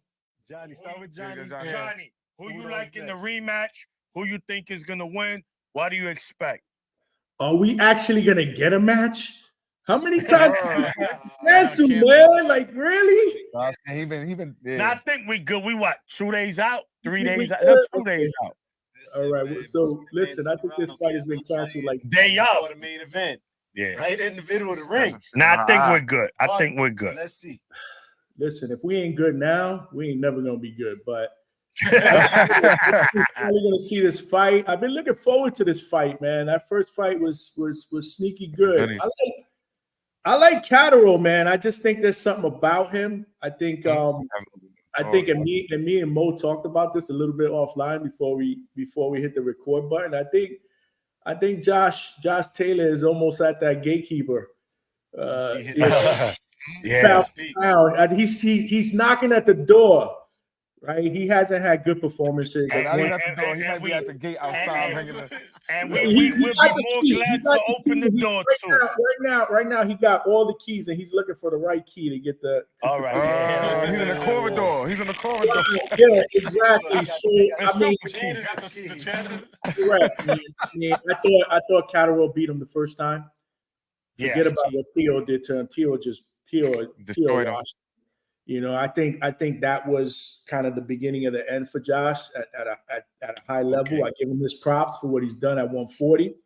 That can't be denied, but I think matchup and stylistically wise, I think Catterall's the better fighter. I think Catterall will beat him this time, and it'll be a little bit more easier. By decision, I don't think he stops him. Okay. Yeah. Uno. I'm going Jack too. I just feel like I don't know. This putting off the fights. Josh, I feel like Catterall gets under his skin a lot. You know what I mean? Like they both don't like each other, but the way Josh responds to it, it's like, you know, like Catterall's getting the best of the wit as far as outside the ring.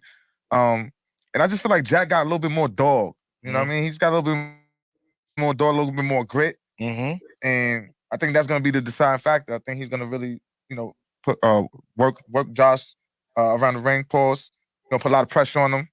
Mm-hmm. And not saying Josh doesn't have the you know, he's not capable of winning the fight, but I think Jack is gonna pull it out this one. All right. Maniac? Yeah, listen, I don't think this fight is really a tough fight to break down. I mean, you know, both fighters are southpaws, right? We rarely get those kind of matchups, right? Southpaw and southpaw, which because you know is mainly righty or righty southpaw. But I think Catterall is the better boxer. He's the more technically sound fighter. I think Josh Taylor needs to kind of take the page he took when he beat Regis Prograis. He has to make this a phone booth fight. He has to get in the inside. He's taller fighter. I think he's the more physically, fit fighter. But is he gonna be more physical come Saturday? I don't know. Does Catterall even give him an opportunity? I will have to say that I'm on the fence on this fight, man, because I think Josh Taylor can win this fight, but I think right now, just Catterall a little younger. He has less mileage. Josh Taylor's mileage is running low. He's like an 88 Honda right now. Just a lot of mileage. And I just think Catterall wins a close fight, but it could go either way, man. But I gotta go Jack. X. First fight was a good fight. It was a close fight. Yeah. Catterall started hot, dropped him for the first time in his career. I think that's the only time Josh Taylor has been down. Jack Catterall is known for being a ex-sparring partner of Canelo. Mm-hmm. So when I first heard that shit, like I didn't know Jack Catterall until Josh Taylor, the first fight. When I heard that, I was like, oh shit. If ex-sparring partner of Canelo, undefeated, #1 contender, arguably still #1, right? Because he arguably beat the man. And the mind games, Jack Catterall had that on lock since the first fight. Yeah, He had he's in Josh he's Taylor yeah, he lives in out his of his pocket since the first Excellent fight. point. Josh Taylor. Yeah, Josh Taylor's the type of guy who can easily get him out of out his game plan. But he's the guy that normally does that to the others. You know what I'm Correct. saying? Correct. Yeah. And He's like the bully. He like to be the bully. Yeah, and Right. Josh is dirty. Yeah, Josh he's does a whatever bully. he He's a gotta do to bully. win. Josh is a big 140 Yeah. pounder. Can he still remember that was the excuse? Oh man, 140. can't make it. Yeah, can't make it. Yet you still stick around. Josh, after becoming undisputed, I think like he only fought once against Catterall. Then he was off, and he fought once against Stale. I think this guy's had 2 fights in like the last 4 years. You know what I'm saying? Yeah. Since the bubble, right? The bubble was where he beat Ramirez. Jack Catterall signed a new Matchroom deal. He's been active. We've seen him just beat one of the pound for pound retired Hall of Famers, Jorge Linares. El Gato. They call him El Gato. And hello. You can hear me? Y'all hear me? Okay, here we go.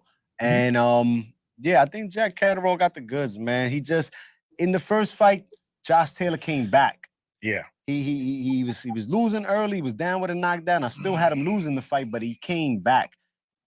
Catterall went 12 with Linares, right? And it's not that oh, you're supposed to fuck up Jorge Linares. He went 12 with him. So I don't know. I don't know. You're on the It fence. says as I'm on well. the fence, but Jack Catterall won the first fight. I don't like Josh Taylor. I think he's a dirty fighter. And he be talking a lot of other crazy shit outside of the ring. So yeah, Jack Catterall knocked this motherfucker out. Hey. All right. Oh man. Mo, we're gonna close it out with you, man. Go ahead. Short and simple. Catterall, stoppage. Oh. All right. I feel like Mo's on fire. You know what it is? The Mo is Yo, hot Mo, right you got a now. round Mo on is that? hot. You got a round? You know- Range? You got a range? Yeah. Yo. Uh-oh. Nine. Oh. Nueve. Non-stoppage. All right. Jack is not playing with him. He ain't playing with So him. there you go, man. I think it's unanimous across the board. Everyone going Catterall. Gato. That's the main fight going on this weekend. Guys, thanks everybody for tuning in. Shout out to Stitch. Yeah. Thanks, Stitch Duran, Stitch man. What an again, interview, Shout man. out to Stitch. That was good. Thanks for Shout out to everybody. Johnny jumping in Johnny, here with us. Appreciate you, Johnny. You already know. Johnny is our relative, man. Yeah. He's he's our cousin. Yeah. He's our cousin, man. We 4 corners. He's the hangout spot, but we family. So 4 corners if- be hanging if out you at talk- the spot. if you- heard? Bars. Ooh. That was hard. Yo, Bars. when you wrote that? Bars. Listen, man, Uno Bars. told me I can't write nothing down. Just straight Off the You know what I'm saying? off the Off the Let it dizzy. go. You gotta let Right. it go. But again, man, X, take us out. y'all know what it is. Y'all know who it is. Y'all know what we doing and where we at every Wednesday night. It's right here live on YouTube. Another great episode. Once again, thank you to everybody in the comments. Thank you to everybody in the chat that continues to follow, like, share, subscribe, smash that like button. Get yourself some merch. Send a dub over there on the Cash App. We do it for the people. We continue to bring y'all the best content that we can deliver. Shout out to everybody that continues to rock with us. The Rise Podcast, Johnny at the Hangout Spot, TD Sports, Alfonso. No Doug No Doug Zone. Doug Zone. Boxing with Chris. Yeah. Boxing with Boxing Chris. Champ 5. Come on, man. Champ 5. Champ Champ 5, keep boxing them sauce, alive. yeah, man. Yeah. Thank you to We everybody that appreciate continues y'all. to rock with us. We continue rocking with y'all. You know what I'm Yes. saying? This week, we got Catterall and Taylor. Don't miss it. 140-pound matchup on Grudge the zone. match. Matchroom Boxing Part 2. It's a Part grudge 2. match. And this is real And life. it's They hatred. don't like It's each hatred. other. It's You know hatred what I'm saying? involved. It's real life hatred. Go to Johnny at the Hangout Spot and check out his interview with Mo. It's a Yeah. heavyweight episode. They talking that heavyweight boxing. You know what Yeah. I'm saying? Because Hey. heavyweight boxing is lit We right back. now. Yeah. It's on back. fuego right now.